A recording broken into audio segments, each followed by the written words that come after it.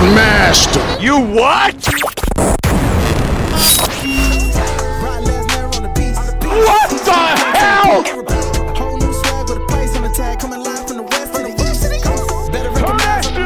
Wash your ass. I get no bitches. Greetings and salutations, ladies and gentlemen, boys and girls, everybody in between, baby mamas, baby daddies, and I guess people on probation. My camera is off, but it is what it is. We are rolling. We are live here for once again for the Gresh Unleashed podcast. Thank you, ladies and gentlemen, for joining me. If you are new around here, I am your purveyor of mischief, Gresh, and of course, joining me for the very first time. Well, not for the very first time. For once again, he'll be joining me shortly. You know, he's on CP time, so you know he's on color people time. Hi-Lite Real will be joining us very shortly. My camera is kind of glitchy right now, but I'm getting that fixed ASAP. But in the meantime, we are here live as always, as always and forever. We are here live and do our thing right here for the Gresh Unleashed podcast. If you are new around here, make sure you hit that follow button or wherever you listen to your podcast, whether it's Apple Podcast, Spotify, Stitcher, wherever you listen to your Amazon Music, wherever you listen to your podcast, I got you covered. All you got to do is hit that follow button, as well as if you are on Spotify and Apple Podcasts, I believe you can hit the reviews and give me a solid review. But as always, I am usually here with my purveyor of mischief, my co-partner in mischief, that is Swallow the Bandit. But of course, she is. There's my camera. It's still a little glitchy, but it is what it is. She is on assignment. She's doing some dental work right now, so she's not really going to be with us this week. She may be back next week. We will see. In the meantime, as we are continuing to wait on Hi-Lite to be fashionably late, as he always is every single time we go on live on these things.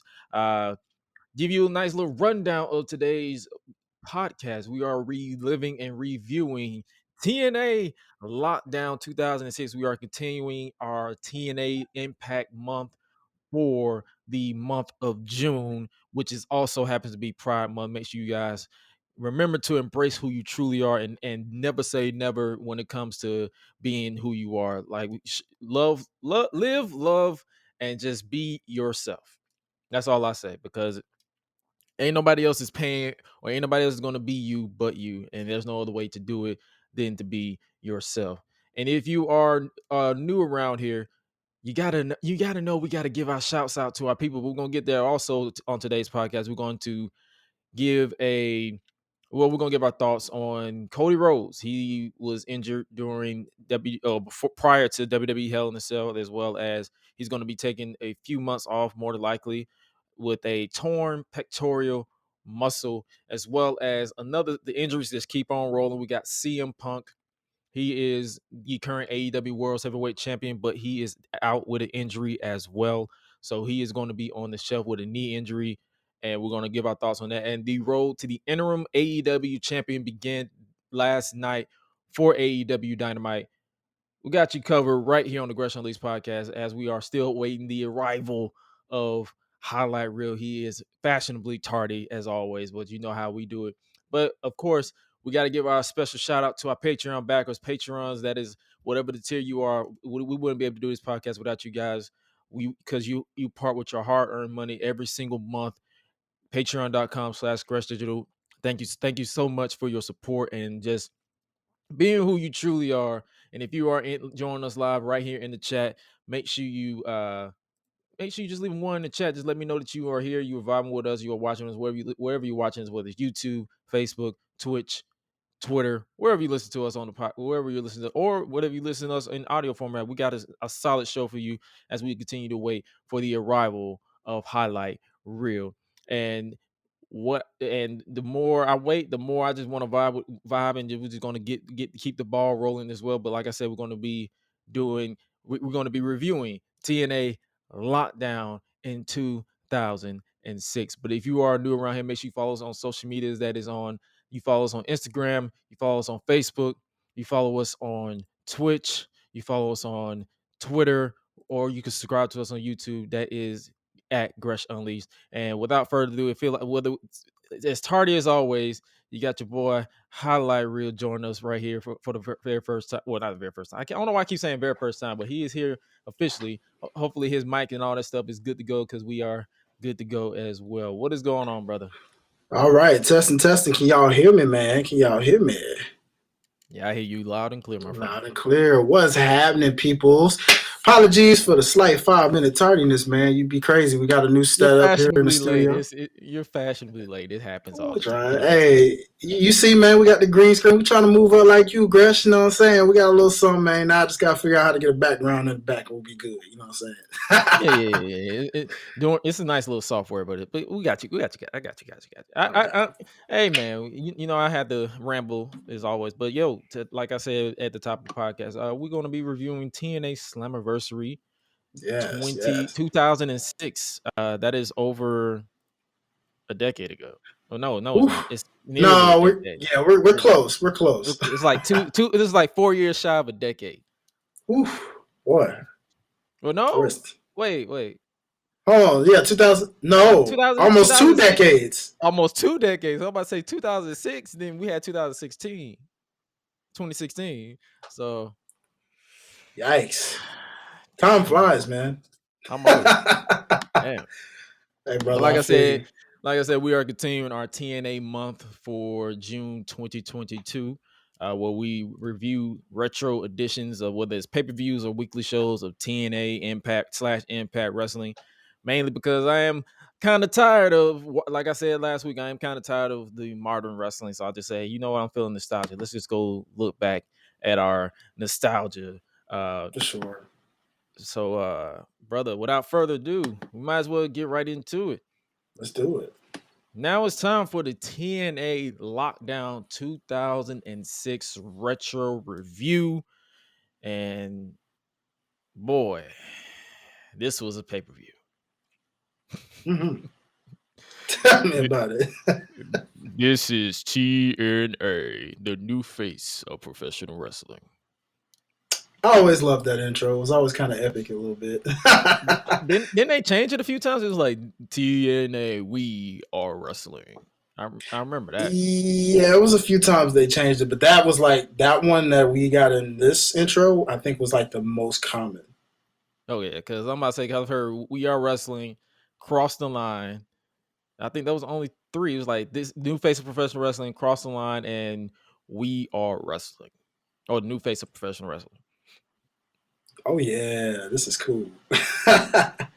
So this for record, you said what now? Well, I was just gonna say real quick before we got into match by match. As I was looking back at this, a quick overall thought. This just reminded me of how ahead of its time TNA actually was.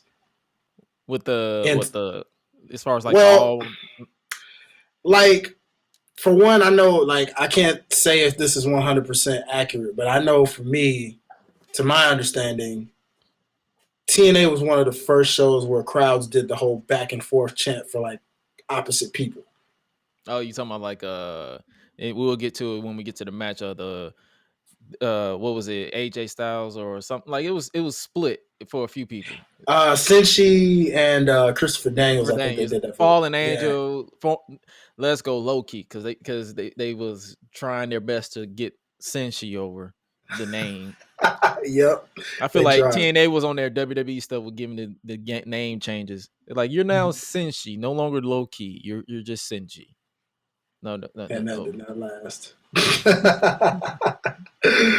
But I agree. This throughout this entire show, I was like, this was proper for the year.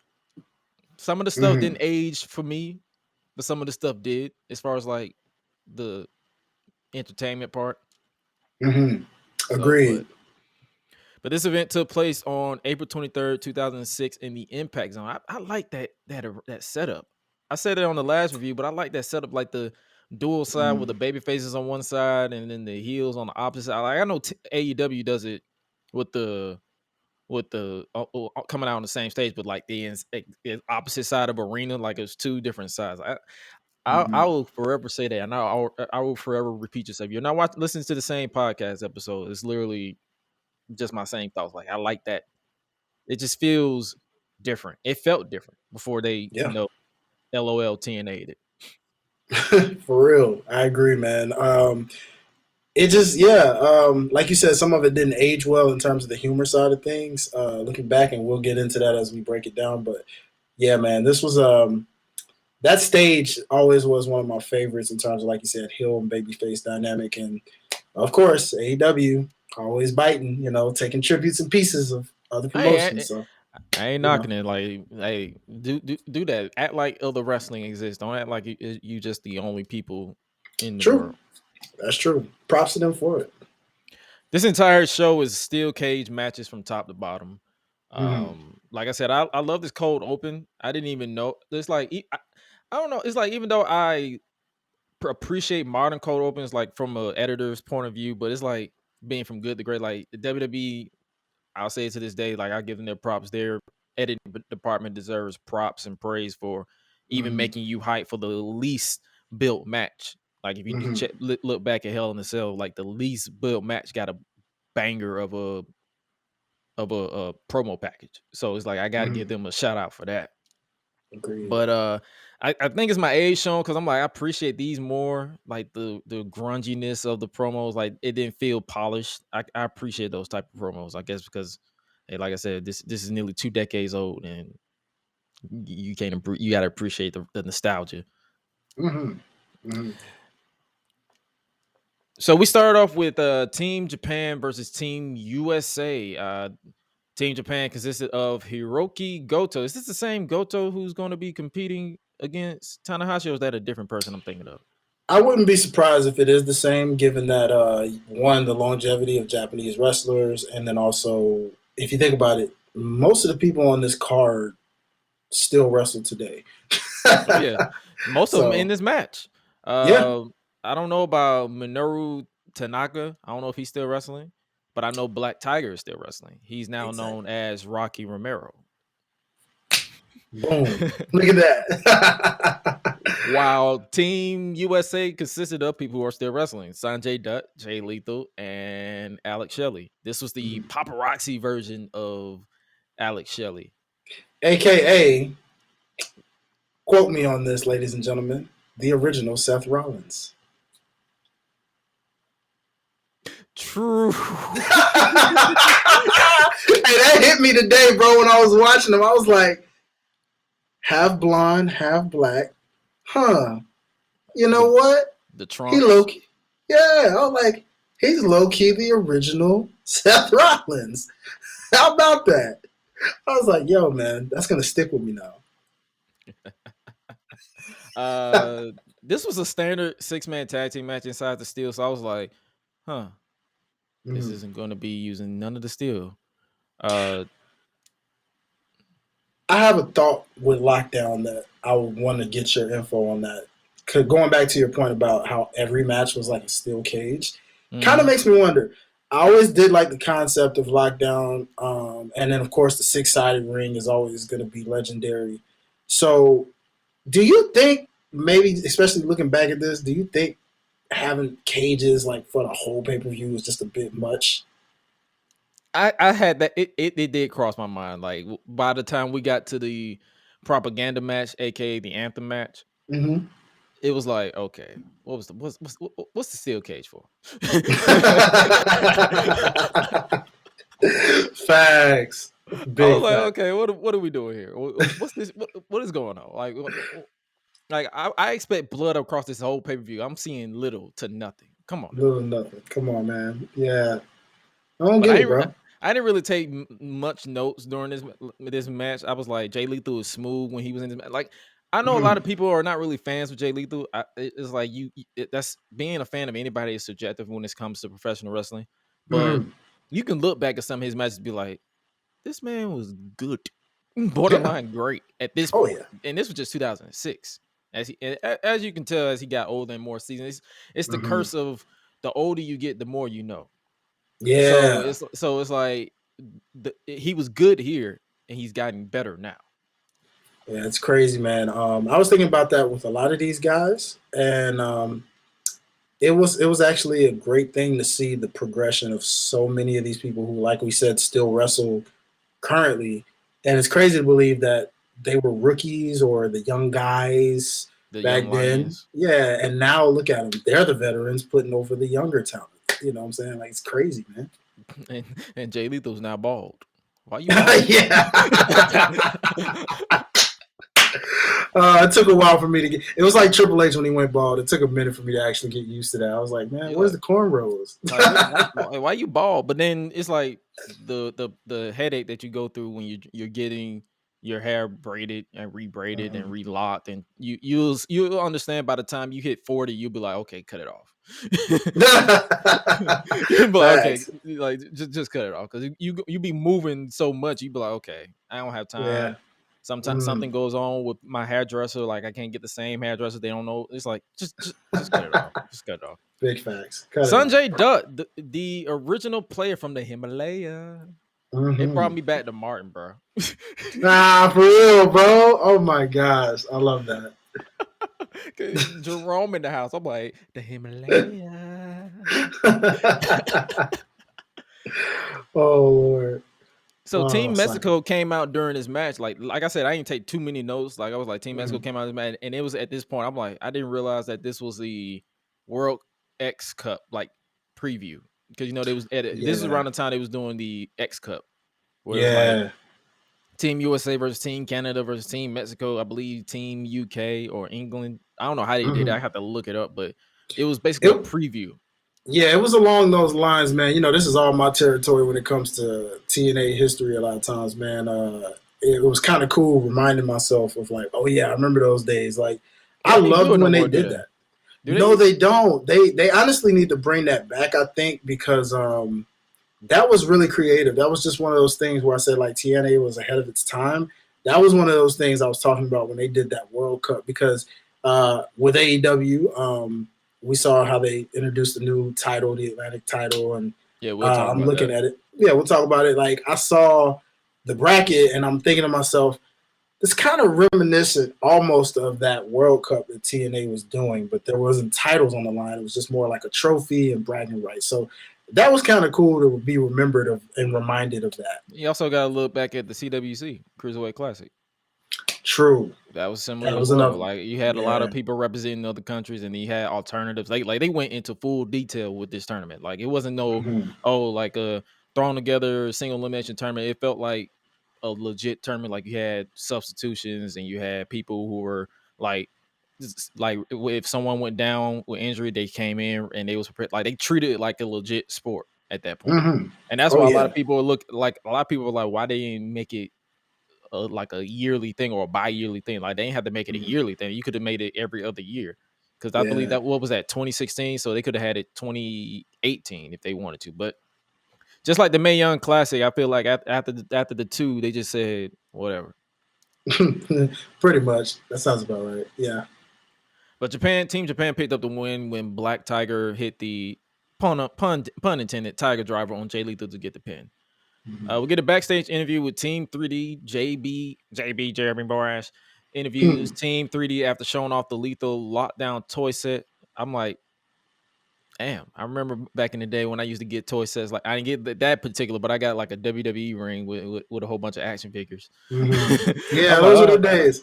I had the ones where they had the little metal piece on the foot, and then they had the stage, and you put in the theme song played. That was always kind of cool. It's like, bro, I'm like, modern day, like that ain't finna happen now, because everybody's with social media now, so it's not really, it's very, unless you got kids. I mean, if you got kids, they probably still make them, but I ain't got kids. So, Team 3D is reunited with Brother Runt, formerly known as Spike Dudley. I think this was at the point where he left WWE as well, because I think the Team 3D left in 2005, like late 2005. So this is April 2006. So I'm pretty sure this was around the time he left as well.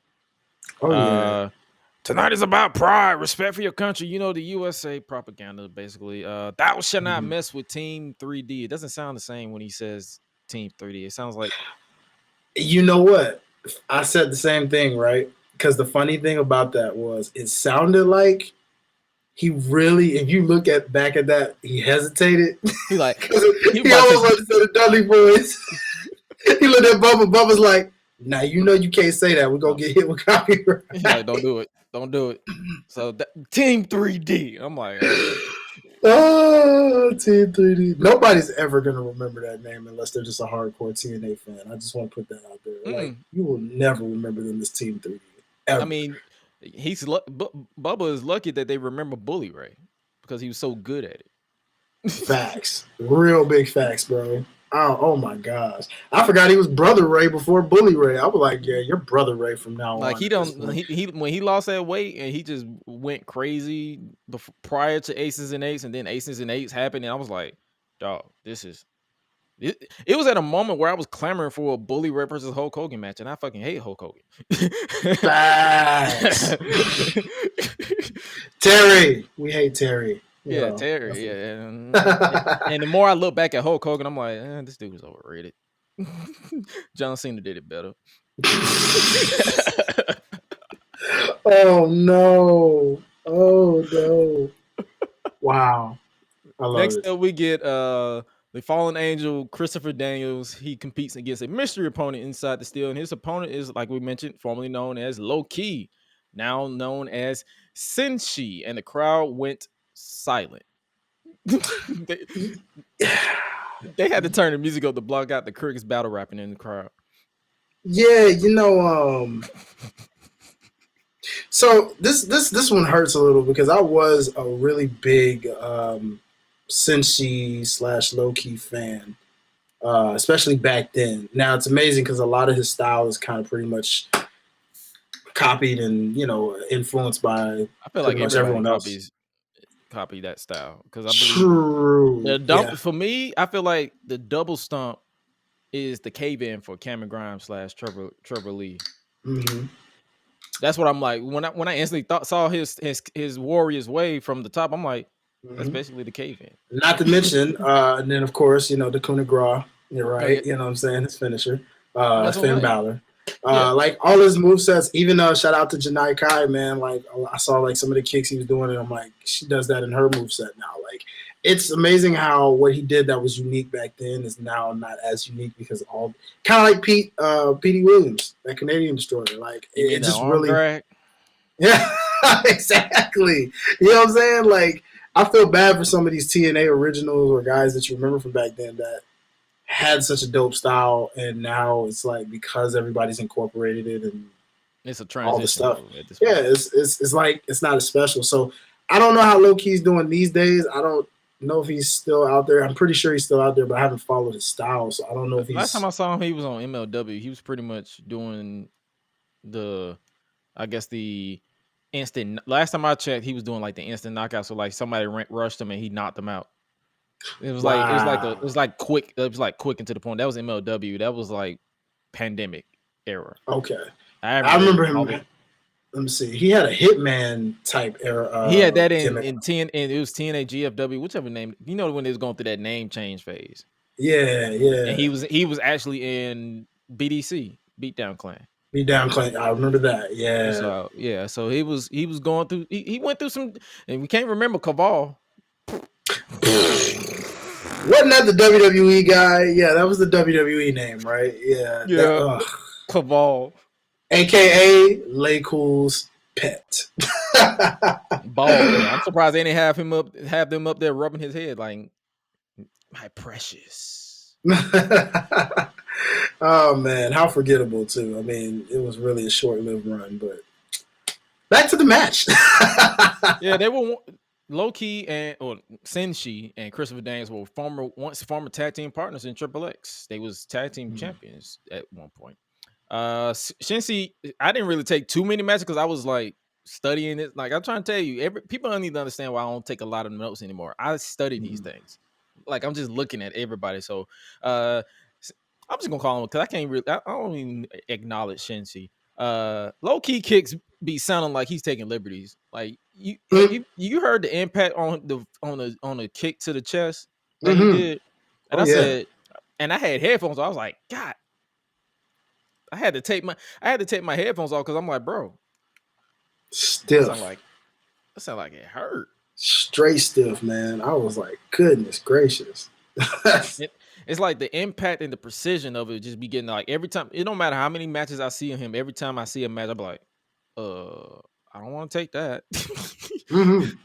Oh yeah, there it is. We know Josh has got that infamous line. You know, I'm I think like, that every time I see it. I don't want to take that. Hold I on. ain't taking that one. Nope.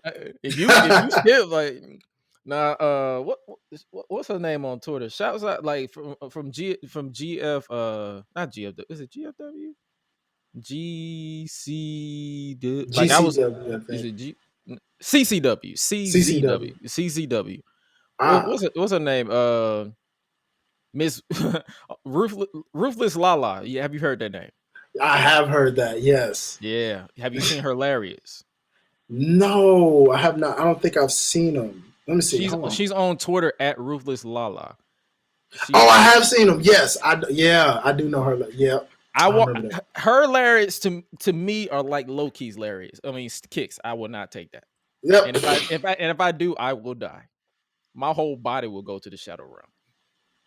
Yeah, yeah. I mean, there's no doubt, man. That's gonna take your whole soul. Finish him. Oh shoot. Game over. You Fatality. Fatality. Oh man. Oh my god. But we finally got a steel to the flesh contact when Daniel suplexed low key into the cage. As the match progressed, it was literally one up each other. Like it was so hard hitting to the point where I'm like, bro, do y'all legitimately hate each other? That's how good they were. Mm-hmm. Oh yeah. Daniels hit a DVD Death Valley Driver, followed up by the BME, the best moonsault ever, for a 2 count. You know, Daniels gave the gimmick. Oh my god, he kicked out. Daniels rammed Yeah. Shinshi into the cage and teased for the Angel's wings from the top. I'm like, bro, you trying to break this man's neck. But of course, he fought him off and went for the Warriors way. But Daniels got out of the way.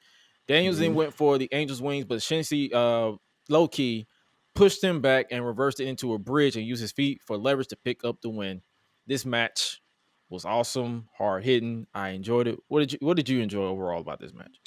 Arguably for this one, it was probably one of those where you say match of the night. Crowd was really into it, especially towards like the most heated parts at the end. You got the birth, I believe. I think there was a "This is awesome" chant in there. Yeah, I feel like that was the first. That's around the time when it was kind of becoming a thing. Yeah, they were still trying to find the rhythm because some people was like, "This is awesome," and they was like, "This is awesome." Like you could tell people were trying to get the "This is awesome." Mm-hmm. This was before they did the clap, so it's like they was trying to get they was trying to get it over. Oh yeah. It was one of those. So, yeah, nice back and forth. Like I said, always been a fan of Christopher Daniels for sure. Especially Fallen Angel. Christopher Daniels is one of my favorite gimmicks from Christopher Daniels. And then, as I mentioned, we told me, how I felt about Low-Key Senshi. Like was a big fan of his back then for sure. So it's cool. Probably arguably the best match of the night. No, yeah. Then we get backstage interview with the James Gang and Bullet Bob Armstrong, and this is where I'm like, oh, we dipping into the racist territory. All right. Oh, I'm so glad I am not the only one that thought that, bro. Oh my god! And that's not even counting what's happening in the actual match. So we're gonna get to all of that. We're gonna get to all that. So we're getting an arm wrestling match with the winner giving the loser 10 lashes. They want to whip some Mexicans, is what I got from this promo. In my mind, let me tell you, I got some. This is totally not PG type vibes because, like, let's just start in the fact that Billy Bob said something along the lines of, no, I'm sorry, BG said it when he's like, Lord knows I've taken plenty of straps from him, and you about to feel mines. And then here comes Billy Gunn. Daddy always said I was a strap boy. No, that was Mama. He said, Mama always said I was a strappy young man. I'm like, what does that even mean? That's what I'm saying. Like, in my mind, I'm like, am I supposed to be feeling like this is a sexual reference, or y'all literally still talking about straps here? Because this could go either way in meaning. Yeah, I'm like, pause. It's like I felt like a pause was supposed to be somewhere in there. I'm like, pause. Big pause. Like, For real, bro. where we going with this? Like, you got me out here doing a cross symbol. Like, what? What's going on? What's going on? And then Road Dogg shirt said "God Jesus." I'm like, you sure don't. That was popular back then. You know, I saw him showing off the Christianity beliefs, but it still was kind of like, yeah, bro, not that doesn't tie in well. But hey, that's just us looking outside the box. Just saying. Was that their take on Got Milk? Yeah, I remember that was big back then because the Got Milk ad was big. So, you know, a Christian just kind of like took it, did a little spin. People do it all the time, even today now, where they'll just take something popular and put a Christian quote in it. So, yeah. Oh, yeah, like when they take a secular song and make it Christian. Pretty much, yeah. Right, and I laugh at them every time. I'm like, bro, sit down. Sit down. What are you doing? Oh my Let God. it go. Then we move on to the actual arm wrestling contest. Bullet Bomb Armstrong. He was 66 at this point. Versus, oh no, he was 77, I think. 70 something. Yeah, he was. That was a 70 something odd man. I thought they said 66. I mean, either or, he was old as hell. Oh yeah. It was versus Conan. This was early days LAX with Hernandez and Homicide. Long before Santana and Ortiz, and long before the version that's in MLW right now. So my favorite LAX of all time, anyway. The OG LAX will always be the best. But I do like Santana and Ortiz, though. I just, you know, this LAX always my favorite. It was icy a little bit. Hernandez almost tripped on the entrance. You see that little dip on the stage. You see that little dip on the stage because you got the stage and then you got the part where it's like a pyro. Yeah, the pyro comes out. He dipped. I'm like, oh, bro, you can't play that off, bro. Super Max indeed, boy. I tell you. Max. And then when we got to this, I'm like, the only thing I could write down was like, does arm wrestling entertain people? Because I was not entertained. You know, to me, I said to myself, now this is some real WWE type ish right here. And they did it like, what was it? They did it for the Bobby Lashley and Omos feud. Yeah, they really did. On Raw, and that's an arm wrestling match. That's why I say it's kind of one of those things where it shows why WWE is still stuck in the past, because they still do this type of stuff today, right? See, them back then is weird, but what they do now, if you look at they're targeting YouTube with that arm wrestling stuff. Every time they upload an arm wrestling thing, it always breaks numbers. Weird. Every time. It's so like it's a group out there, an algorithm out there that just craves arm wrestling matches. Why? Really weird. I don't know. But it's like, what are you doing? You just want to see who. The only time I acknowledge arm wrestling is if I'm at the family cookout with a drunk uncle who thinks he can whoop me, but he never does.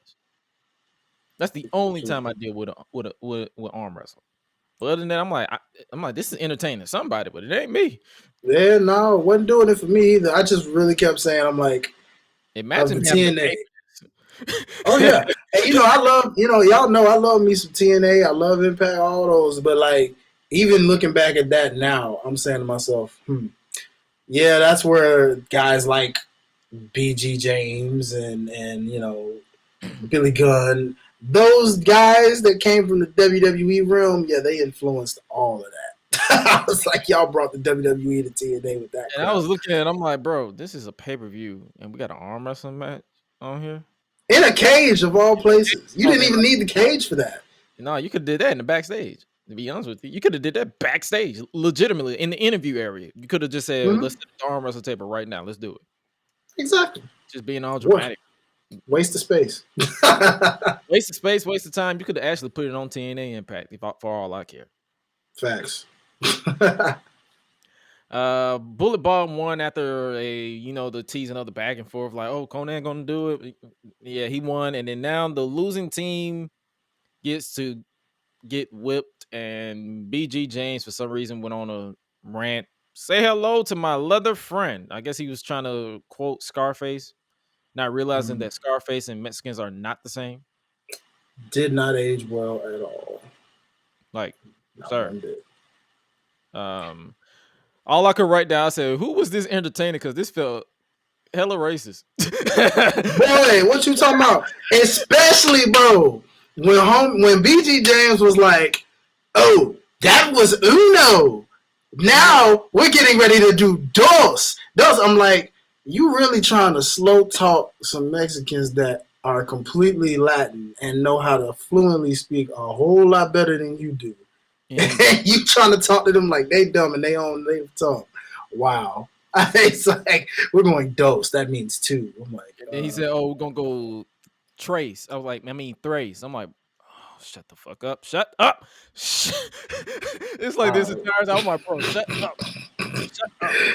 oh boy, I tell you, I was just like, I want to forget this, and this is a retro review. That's funny. I was like, these retro reviews remind me. I'm like, bro, a lot of this stuff did not age well.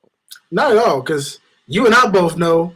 Try to do that segment, that whole thing. Try to do that in 2022. Not you are not getting away. I'm not even talking about cancel culture. I'm talking about sponsors and all these people. Like, yeah, get this shit off my TV. No, Billy Gunn is right where he needs to be, a manager of the Ass Boys. That's all I'm saying. Moving on from this segment because I want to forget it as soon as possible. We get a backstage interview with Team Jeff Jarrett, America's Most Wanted, and then Scott Steiner, fresh off of his, I guess, leave of WWE as well, because I believe he was in WWE the year prior or 2 years prior. I don't know when he left. I know he had that interesting feud with Triple H and then fell down the card and then left. Yep. Sounds about right. And that wasn't even his fault. They literally miscast him. Scott Steiner is a heel. He should never be a babyface. Mm-hmm. And if he is a babyface, he should never change. He should still be a prick. Pretty much. Unfortunately, they did not let that run go too well. But they did the same mistake with Goldberg in that first go run. They just couldn't use any of the WCW guys the way we remember them. But hey. No. Larry Zbyszko is still trying to figure out this big announcement, because I guess that's a running gimmick of the entire show. He's running in and out of interviews, and I'm like, you're a thing, because it was a gimmick for Slammiversary as well. So I was like, when we did the review, I'm like, and it's like when he walked in, I'm like, is this deja vu? Why does it seem like he always got about a big announcement every time he walks into the frame? What is going on? Exactly. We got a Scott Steiner promo out of this one. I'm like, I ain't write down anything he was saying because it's literally a Scott Steiner promo. Like, you just got to watch it to see exactly what I'm talking about. They're building up to the main event. So next up, we get a X Division escape match with an X. Mm-hmm. You got Elix Skipper with Simon Diamond versus Petey Williams with Coach D'Amore, who is now a EVP in the current Impact Wrestling, versus Chris Sabin versus Chase Stevens versus Shark Boy, pre-Stone Cold parody, versus Puma, now known as TJ Perkins. Wow. I wrote down because D'Amore kept getting in the commentary's face, and Mike Tenay said, "Take a hike, Canadian bacon." Yeah, another racial slur, I see, but hey, I'll take it. Whatever. I'm like, what does that even mean? You talk about the aging, man. When you realize this is 2006. Yep, sounds about right. You can get away with all that back then. Not no more. Nope. I like how Puma was on Team Mexico when the guy portraying him is from Missouri. Facts. That is true. Wow. Yeah. Even Skipper, man. But the rules of this match is pinfall, submission, elimination to the final two, where the only way to win is by escaping the cage. But Elix Skipper, I believe he works in Douglasville now. If the last I heard, after he retired. Yeah, man, he was my guy back then, man. He was Shelton Benjamin before Shelton Benjamin, low key, to a degree. Yeah. When I was watching this, I'm like, yeah, this is Shelton Benjamin. Who else? Well, really, modern Jay Lethal. Yeah, you could even say that, like a modern day Jay Lethal, to a degree. Like it's a lot of these guys wrestled the same. I'm pretty sure they all trained together, but they all pretty much wrestled the same. Mm-hmm. They had that smoothness to them. Oh yeah, the thing that got me was, did you see when Elix made his entrance? How that man literally hopped the cage into the ring. Yeah, I'm like hops. You got hops, and be boy, honest I with hope you didn't regret that later. to be honest with you, he's a modern Montez Ford. Ooh, okay. I see where you went there. As soon as I went with the hops, I'm like, hops, Montez Ford, because that dude got hops for days. Yeah, man. That I saw that interest alone and was just like, yeah, bro, man, I almost forgot how good you were. Almost. Because Almost. anybody that can do that, I ain't never seen not one current wrestler hop a cage into the ring like that. I'm like, dog, that's different level. Hey man. So this match is basically, like I say, anytime it's an X Division match, I literally don't pay too much. Like I don't take too many notes because it was literally a chaotic match. Like I said, Williams hit. So I'm just gonna let you know the eliminations. Like I would tell you to just take a look at it and just watch it for yourself. Williams hit Sharkboy with the Canadian Destroyer. You know the move before it became a transition move on Sharkboy to score the first elimination. Chase Stevens literally hit a shooting star press off the cage and got nothing. This man went face first and ate shit on the floor. I'm like, and then I think it was Dunn West who said he broke his neck. And he's doing this already. And this was my reaction. Are you stupid?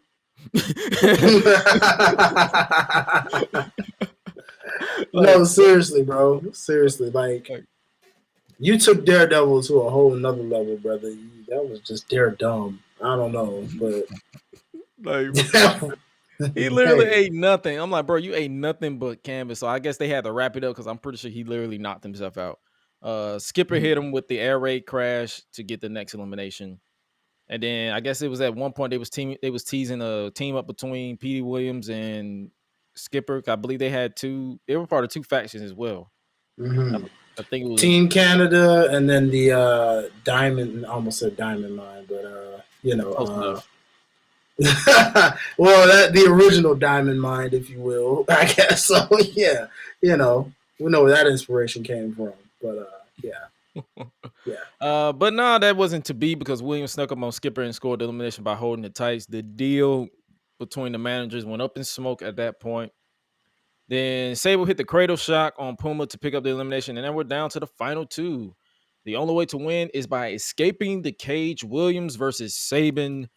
The ending came when Sabin tried to escape, but Diamore stopped him, and when Williams tried to get out, he landed on Diamore's neck, and Sabin dropped down to pick up the win. I'm like, you idiot.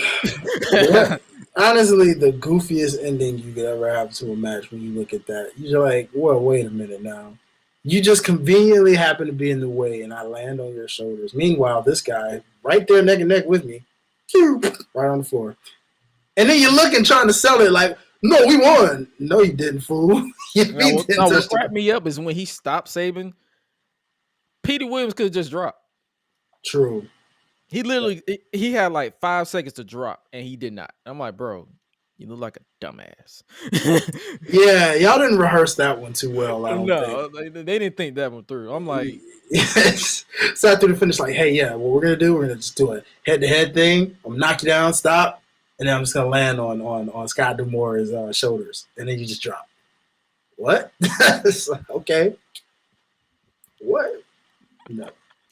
No, y'all didn't think this was through. No. Next up, we get a backstage interview with Abyss and Father James Mitchell. James Mitchell is one hell of a promo. The sass, the execution. I'm telling you, if you are studying to be a manager of mouthpiece in professional wrestling, take notes. If this is what you want to do, like that dude, I didn't even write down everything because he has a way to draw you in. I don't praise a lot of managers or mouthpieces, but he's one of the very few that I would praise. Like, I think he's still going to this day. I believe the last time I saw him, he was doing the wedding for Kip Sabian and Penelope Ford on AEW. Yeah, he's still very much doing his thing, man. He's definitely bald, I'll tell you. But he's been bald for a while actually. It's nothing new. Yeah, he's seeing him now with hair. I'm like, bro, you bald. Yeah, well, it actually kind of fits his menacing look a little more when he's bald. It gives him that Dr. Evil kind of look a little bit now. But No, the long hair was a different touch, so I get it. He did look cooler back then for sure with the long hair. He is definitely one of my favorite mouthpieces. One of the most underrated for sure. He is definitely a guy that I'm surprised we never saw in WWE in some type of fashion. I mean, he was. I guess if you count WWECW for like a hot spell, True. he I was on. I guess. think he was at the 2005 version. Oh yeah, okay, that makes sense. That makes more sense. So that was like the reunion version. I'm not talking about the reboot version. Yeah, like I don't know, man. He would have been a good mouthpiece for somebody. Like think about those gimmicked evil characters they came up with. Like, He could have I been a don't know. good mouthpiece for Kevin Thorne. That's what I was thinking. Mordecai. Mordecai. Like, And the more I think back on that Mordecai gimmick, they could have did something with that. But Mordecai got into a bar fight, so that went up in smoke. Oh well. And the story is the title, and Christian Cage is a combustible powder keg ready to explode. And Mitchell is trying to get into it. Basically, it's like are you going to lose your mind and all that stuff? Next up, we get the X Division title match: Samoa Joe, the undefeated Samoa Joe versus Sabu. Like I said, at this point, Joe has gone undefeated since June of the previous year, 10 months to be exact. No limits, hardcore rules, basically. But we're gonna dispute that no limits as the match progresses. Joe had beaten everyone, and Larry Zbyszko had to go outside of the X Division to give Joe a particular challenge. This fight was right out of the gate. Sabu whipped out the clutch, shades of his late uncle, the original Sheik. Joe went full steam ahead after getting out, and he clocked that man with a chair. He got clocked with a chair to the skull by Sabu. Boy. Oh my goodness. Not even 5 minutes into this match, Sabu already bleeding. I'm like, oh, we finally got blood during this entire pay-per-view. We were literally a few matches in, and we finally got some color. Oh, finally. you knew with any Sabu match, you already know it wasn't gonna take long for that. That guy's never not gonna do a match where he doesn't bleed. So yeah, that was gonna happen. You can always count on Sabu, ladies and gentlemen. You want blood? Come get it from Sabu today. Sabu then eventually brought out a spike and tried to poke out Joe's eye, but Joe, being quick on his feet, switching into an armbar, and Slick Johnson snatched the spike out of Sabu's hand. I guess no limits has limits. Yeah, he tried to pull a rest in peace, a New Jack, pretty much. He tried to pull a New Jack. Which is funny because New Jack really kind of learned from Sabu and his uncle. So go figure. But hey, man, this match felt kind of quick. It was like A to B. Yeah, it was. If you say not necessarily, I guess you could say maybe took a bathroom break or something, or grabbed something to eat. You missed it. It was relatively quick and straight to the point. I will say the best thing about this is that has always and always will be my favorite version of Samoa Joe. Every version of Samoa Joe is really great because he's great. But that one that was undefeated for that long, that Joe was just something different, bruh. The attitude, he didn't talk. He just came out, kicked your man. I told you. I told you on the last. I told Swallow on the last one. I said this man was so arrogant at this point. He was cutting sexy promos. Like this man was talking about, yeah, Scott Steiner. He was doing the light skin face. He was like, Scott Steiner, I don't take you that serious. I'm like, this man don't get ass no care in the world. None, bro. That Samoa Joe was savage, and I miss that Samoa Joe so much. Like it's like I still love him. ROH to this version of Joe was peak Joe. Oh yeah, for sure. Everything afterward, it's like after he lost his undefeated streak, and then when he did the whole nation of what he did when he lost his TNA World title, because he went on a nice little undefeated streak with that title too until he lost it. It's like TNA didn't know what to do with this man at all. No, facts. Yeah, it was the Oscar effect. Same thing with Oscar in WWE. Like that undefeated Oscar was different, bro. And since then, it's just been like she's just kind of there. and they don't know how to use her properly or do what they do with her. So like, it's just certain wrestlers, man. Like you said, they peak at a certain point. Joe is always going to be great still. Like I said, I mean, even now when we see him in AEW or anywhere he goes, he's still he's out great. filming now because he's doing he doing a movie or a TV show for Peacock. Okay, so he know his time in the ring is winding down, so he's tipping his head into the acting scene, which is a smart thing. Smart man. Very smart. Muscle Buster to pick up the win. Like we said, Joe remains undefeated. He keeps his streak and the X Division title. And this was prior to his match at Slammiversary, which I tell people to go. I'm still telling y'all, go check it out. Slammiversary 2006. Joe versus Scott Steiner. That was Joe was not taking Scott Steiner. He was like, I'm just gonna beat you and I'm just gonna choke you out. And Scott Steiner was like, you have breed bitch. That's all he would just say. He was like, he just hates Samoa Joe. He's like, he hates him because he's a half breed and because he's fat. Facts. Like, even when he still talks about him, still says that. Like, he's fat. I'm like, dog, what is your obsession? What you got against fat people, dog? What your problem is, Scott? Huh? You got a problem against us big belly fools, man? What's going on, my guy? He's we fat. can love too. He's fat. And fabulous, dad dang it. Shoot. Talk about my precious weight again. God dang it. That's why your arms is flabby. You ain't got them no more. That's what you get. God dang it. That's what you get.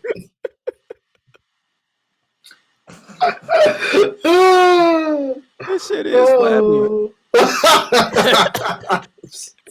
He ain't got it no more. He ain't got the largest arms in the world no more. They large, I ain't large and flabby, god dang it. So take that. That's what you get for talking about us fat folk. God dang it. Oh man. Hey, I'm just cutting the promo on one of the greats, man. You a good one, bro. Hey, Scott, you all right in my book, man. You legendary, but I'm just saying. My God, I'm just saying. Cut the promo on a legend. Gotta love it. Right here on Gresh Unleashed, baby. Only here. Oh, shoot. Next up, we get more propaganda. Backstage interview with Team Canada. Eric Young was his like twitchy self. Like he was scared of everything. I kind of want to say that was. I didn't like that Eric Young. I'm not gonna lie. That version I never liked for some reason. He was the comic relief. He was weird. Yeah, I mean, he was like always a comic relief, but it felt like this was the worst.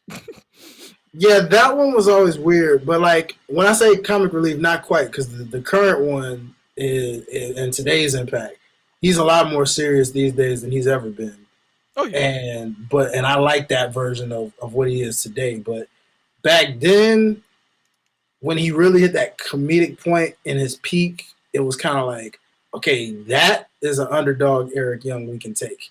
That one was kind of just like, bro, what is this about? Are you on drugs? Yeah. Are you high right now?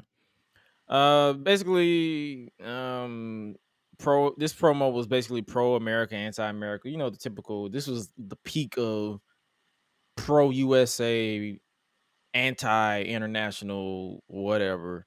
Mm-hmm. Next, and that leads into the next match, which is an anthem match: Team Canada versus Team 3D. Capture the flag and play the national anthem or something like that. Dudleyville relocated to New York City. Devon had the tits out for this match, the reverse Kurt Angle effect, where he makes his entrance with his shirt straps down and then he raises them up. Oh yeah. Yeah, I saw that. What was with the face paint too? I don't know. Well, I'm like, was that camo, like camouflage face paint? And I don't know, but I'm pretty sure they probably suggested it to Devon. He was like, "Bro, look at me, look at me." Yeah, because I was. This is what I was thinking as I saw this. I'm like, because I was just like, wait a minute. You thought it was blackface? No, but it could be portrayed as that today if you look back at it. Because why the black man got nothing on his face? Meanwhile, the two white brothers gotta have something. If I didn't see the black and then the brown and then like the beige, I would have thought it was blackface. Oh yeah, me too, for sure. Like I did kind of peep, like okay, they put some color in there, but it was like it still just looked weird from a because the two distance. white guys, yeah, like the two white guys with stuff on their face. Meanwhile, brother Devon over here is like, yeah, bump that. I'm black already. They ain't gonna see me like that. If I put black face paint on, they're gonna think I'm tanning. Like it ain't gonna work for me. That doesn't work for me, brother. That don't work, dog. Sorry.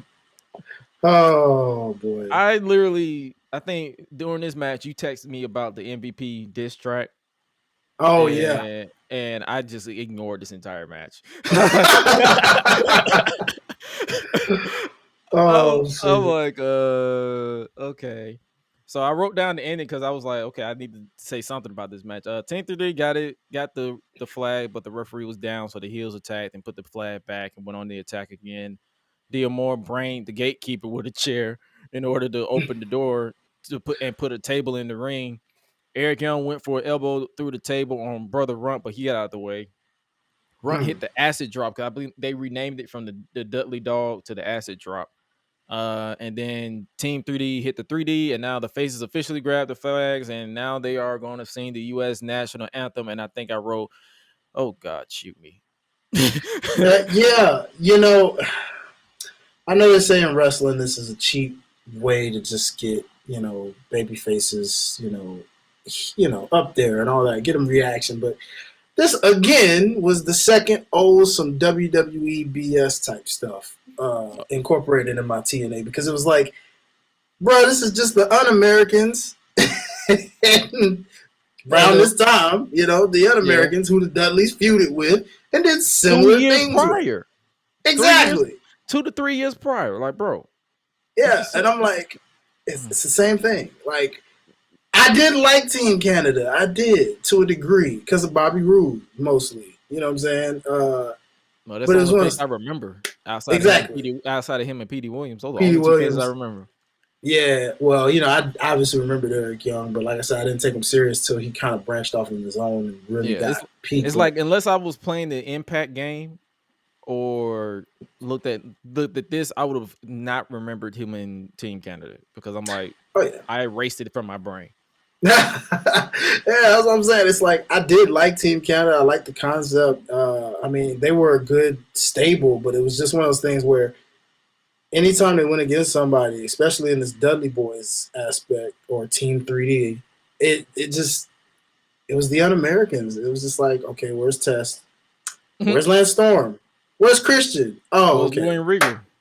Exactly. Like, yo, this is pretty much the same gimmick. Where's Christian? Yeah. Oh, he's in the main event. Yeah. Yeah, it's like same gimmick, and I'm just like, yeah, nah, I'll pass. Pass. Then the crowd, for some reason, was still singing the national anthem while Mike Tenay and Don West were running down the show. Now it's like I just wrote, "Please stop, please shut them up." Yeah, that's another thing that wouldn't age well to this day, at least to some people. I bust out laughing though when they said, "Let's marinate in the USA chants," and the crowd was done. They was just quiet, so it was like a big old 5-second pause where nothing was going on. I'm like, y'all didn't time that right at all, bro, at all. And then Christy Hemme debuted, and I'm like, okay.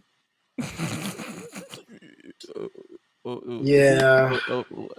I think this was fresh off her release from WWE, and Don West said he got the April edition of Playboy, and I know that's her for sure.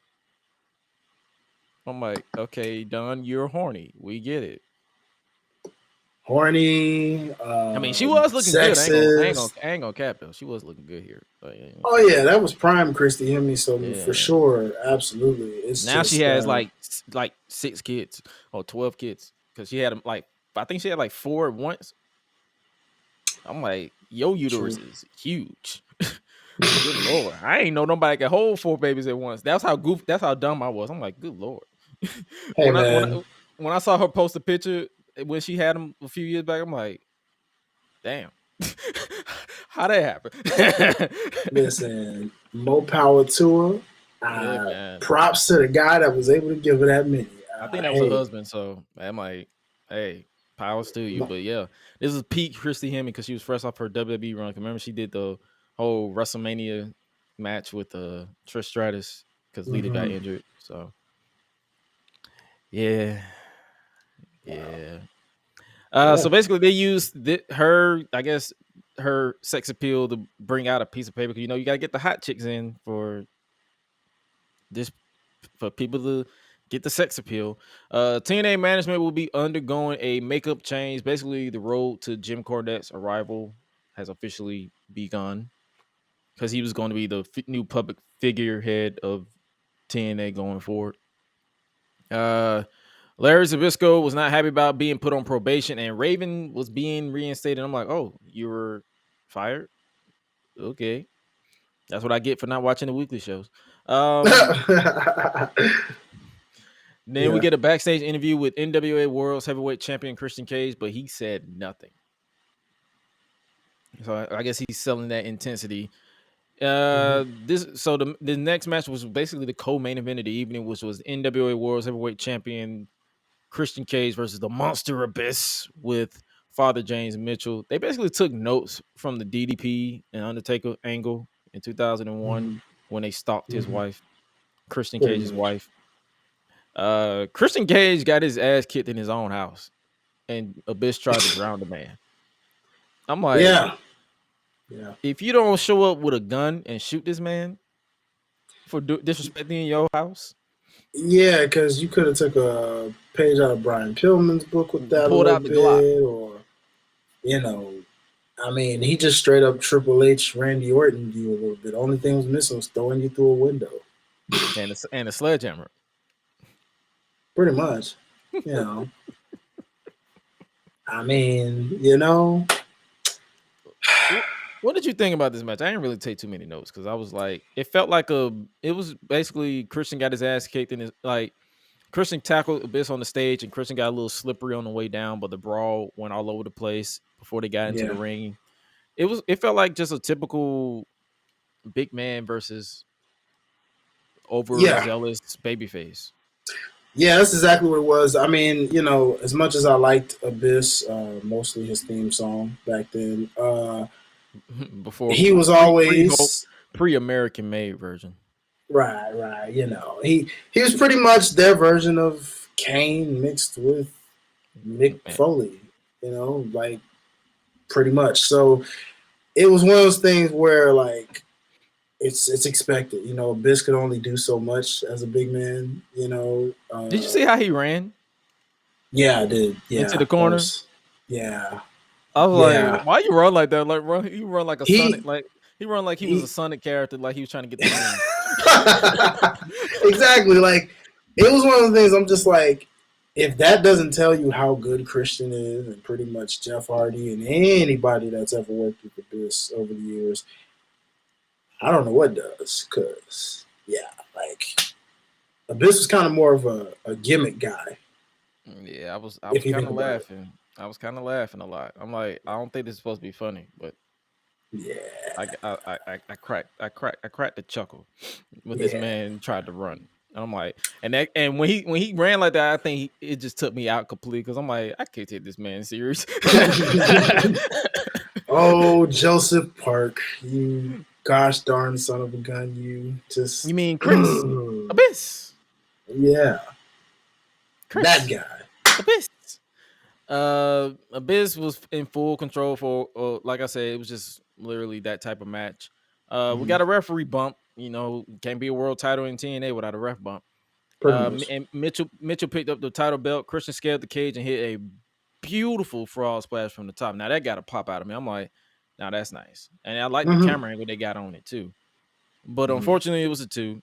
Then the thumbtacks were revealed, so you know how that is. And then Cage hit Abyss with Mitchell's cane at some point. Cage went back to the top, and Abyss threw the referee into the cage to make Christian lose his balance. This referee going through hell at this point. Pay him more, dang it, before he go on strike. Again, like the WWF, like come on now. Yeah, you know. Cage hit the sunset flip from the cage, and pun intended, from the actual steel cage, and sends Abyss through the tax. So it was like you introduced the tax and got hit with him. You big idiot. Slick Johnson pushed referee Rudy Charles out the way to become the official second referee for this match, and I'm like, that's something.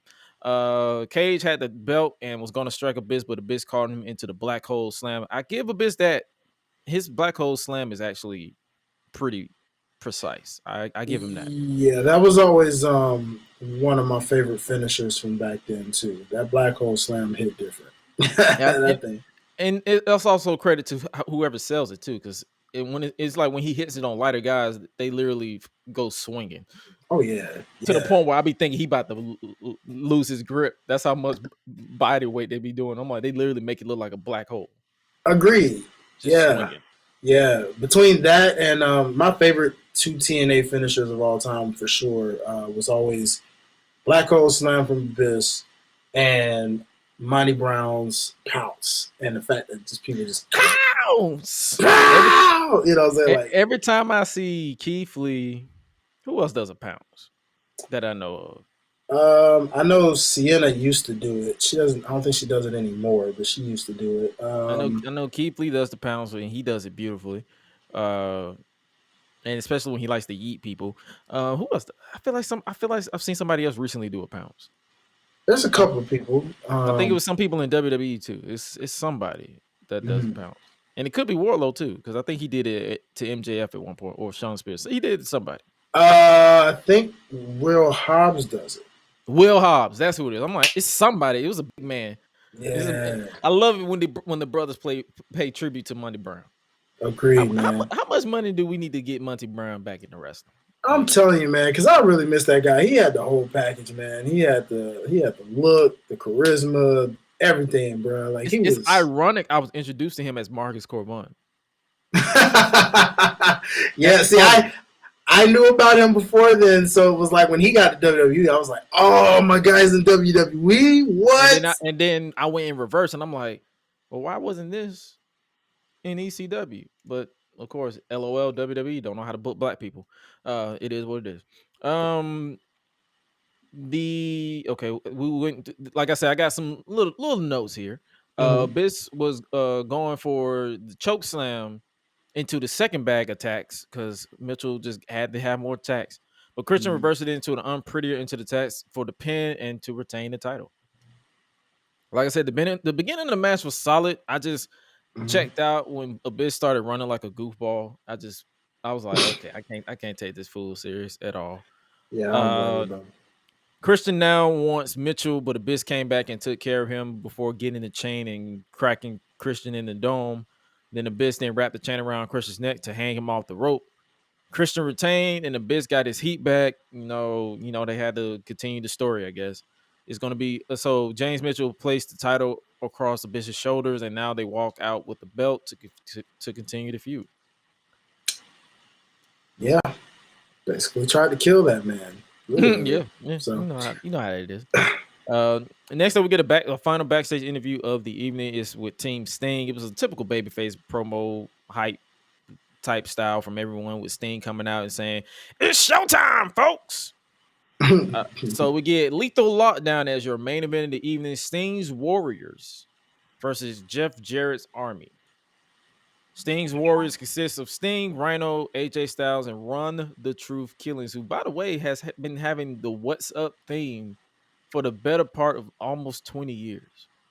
Yeah. To anybody that didn't know that, yes, that was his TNA theme first that he made, obviously, being an artist.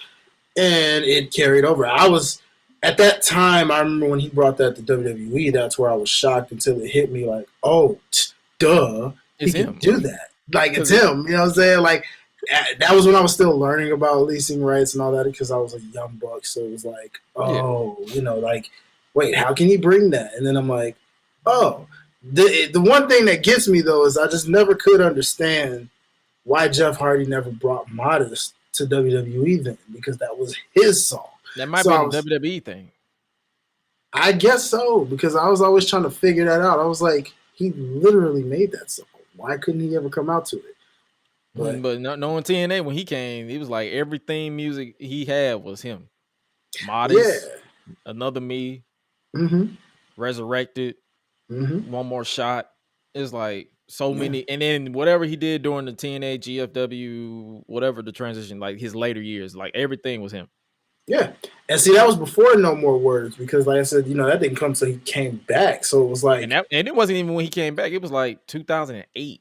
yeah, Because I you're remember when right. he came back, it was the loaded It version. was, And yeah. then he finally switched to No More Words, I guess, when they was trying to give him this big solo push before he, drugs and stuff. Weird. Yeah. So yeah, our truth. I'm like, bro, this dude, the first ever black NWA World Heavyweight Champion. Versus Jeff Jarrett, Scott Steiner, Chris Harris, and James Storm, America's Most Wanted. And we come to the ring by Gail, Kim, and Jackie. I More definitely, yeah. more sex appeal. That was what made me love Gail Kim so much. America's Most Wanted really made me love Gail Kim back then. I don't know what it was. I'm like, girl, bro, that's a. I was like, that is a gorgeous woman. Yeah, that woman could get it back then from those days because that was AWA. I was like, yo, they were my favorite tag team just because they had her. I was like, shoot, she came out there with a whole routine for them, boy. I was like, gee, man, take care, boy. Okay. Jarrett's team has the advantage of this one. One member of each team will compete for 5 minutes, and every member will enter at 2 minutes intervals. Once all members are in, the lethal lockdown cage can begin. This was basically their version of War Games from WCW that obviously NXT adopted, or you could say for the modern fans, Blood and Guts from AEW. True. But it was in one cage. It wasn't two cages. It was the same rules. Yeah, basically. And another one of those that are just ahead of its time in its own way. I mean, outside of the War Games part, because that does go to like the classic WCW days, but yeah, that was definitely ahead of its time because you likely won't ever see something like that again in terms of weapons. Yeah, hanging like that. Yeah, they just bring them in now. Like they don't even hang no more. They just like just go into the ring.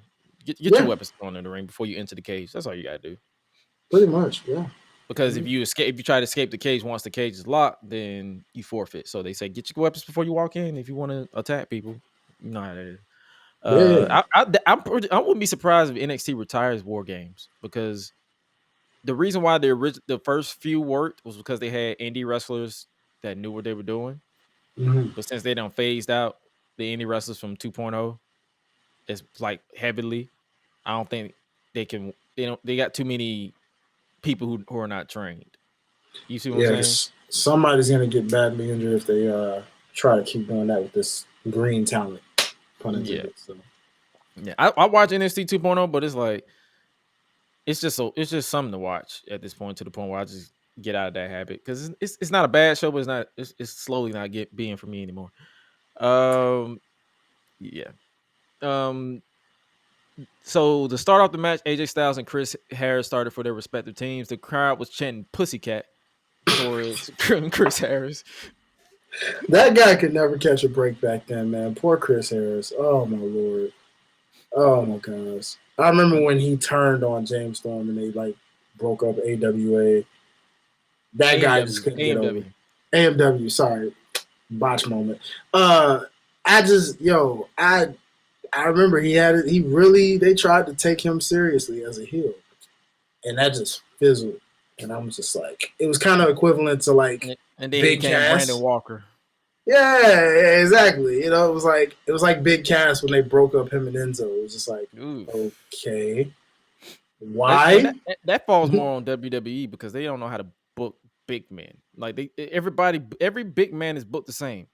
Great Khali, Omos, Big Cass, everybody's booked the same. You got to be big and you got to be slow. That's the reason why they didn't know how to book Keith Lee. They want him to be a big, methodical wrestler. I'm like, bro, he's not that. Just let him throw people. Just let him yeet people. That's literally it. That's it. That's all you gotta do. Look glorious in the process. if we run a show and we book Keith Lee with FPW, all we gotta do is like, bro, how many people you want to eat? You want to eat 2 people or 3 people? I want to eat them all. All right, go ahead, big man. You got it. We're basking in the glory. That's it. Gail Kim was hyping up Chris Harris at one point, and AJ shouted, "Shut up, hooker!" I'm like, Another thing from that time frame that would never age well. Not today. Nope, not today. Okay. And then the crowd chanted, "You got served," and I'm like, that chant is very 2006. Because didn't "You Got Served" just come out that year? It didn't just come out, but it Or had was it the been year out before? around that time. It was like that was more like 2004 when that was 2004, out. So that's 2005. 2 years removed. So it was You a got served. time. You got served. You got. I'm like, shut up. Yeah, good luck trying to chant that into 2022. They're gonna look at you like, who? How old are you? You telling your age if you say that now. Come on now. Facts. We got a solid back boy. and forth between the two until Cowboy James Storm was out next to even the odds for Team Jarrett. AJ drop kicked the door, but he didn't hit Storm. He hit Gail. And she was taking bumps. She was taking bumps at this point. I'm like, this woman right here. How WWE don't know how to book her, but you know how that is. Yeah. She's not a blonde or plastic, so you know they didn't know how to book her. Rhino ran in to even odds for Team Sting. Jarrett is out next for his team, and Rhino and AJ won't even let that man get in the cage and went 2-on-1 on Jeff Jarrett.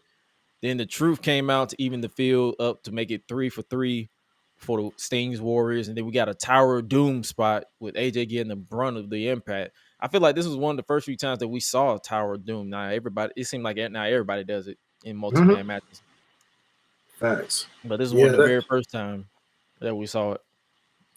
AJ, man, ahead of his time. Gotta love it. Still doing it. Crazy. The final member of Team Jarrett was Big Papa Pump Scott Steiner, and this was his official in-ring debut for TNA. After Team Jarrett destroyed most of the opposition, you know how they do with the heels building up heat for the final babyface to enter the fray, which was the Icon Sting, and he took everyone out before the Roof Lord stacked all of Team Jarrett up in the corner to hit Stinger splash. I'm like, what is this shit? I was like, what is this? What is this? What is this? This is 1980s gimmicky. Like, come on now, y'all could just move.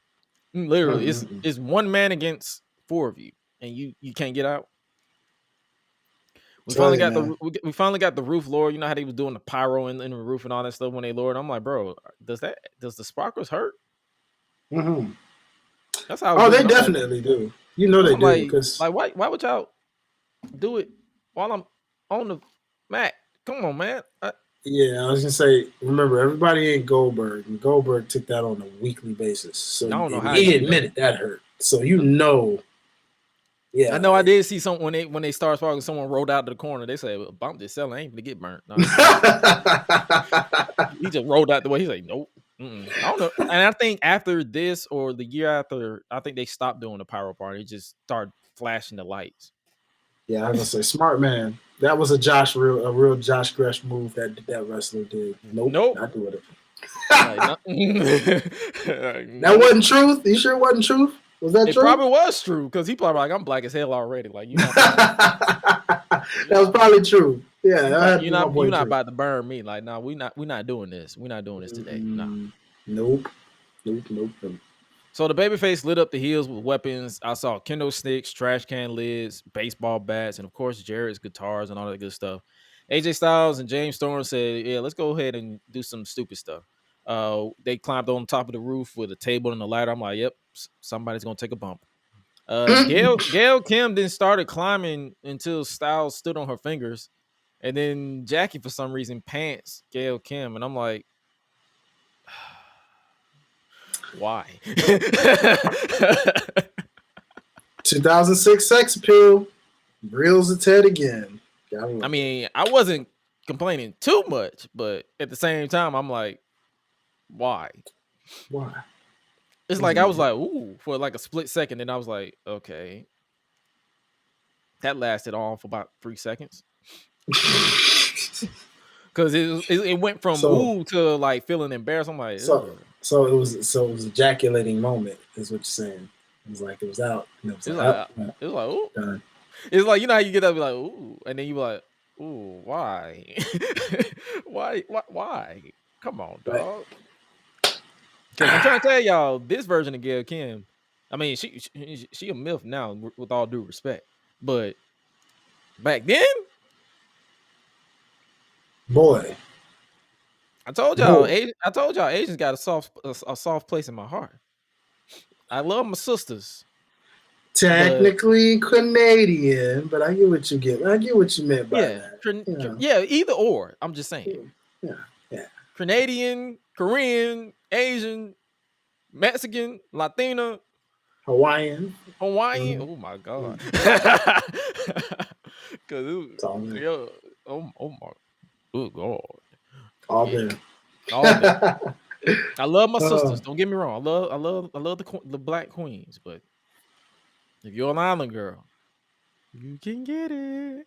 Yeah, they used that to get rid of Gail Kim because we didn't see her for the rest of the match.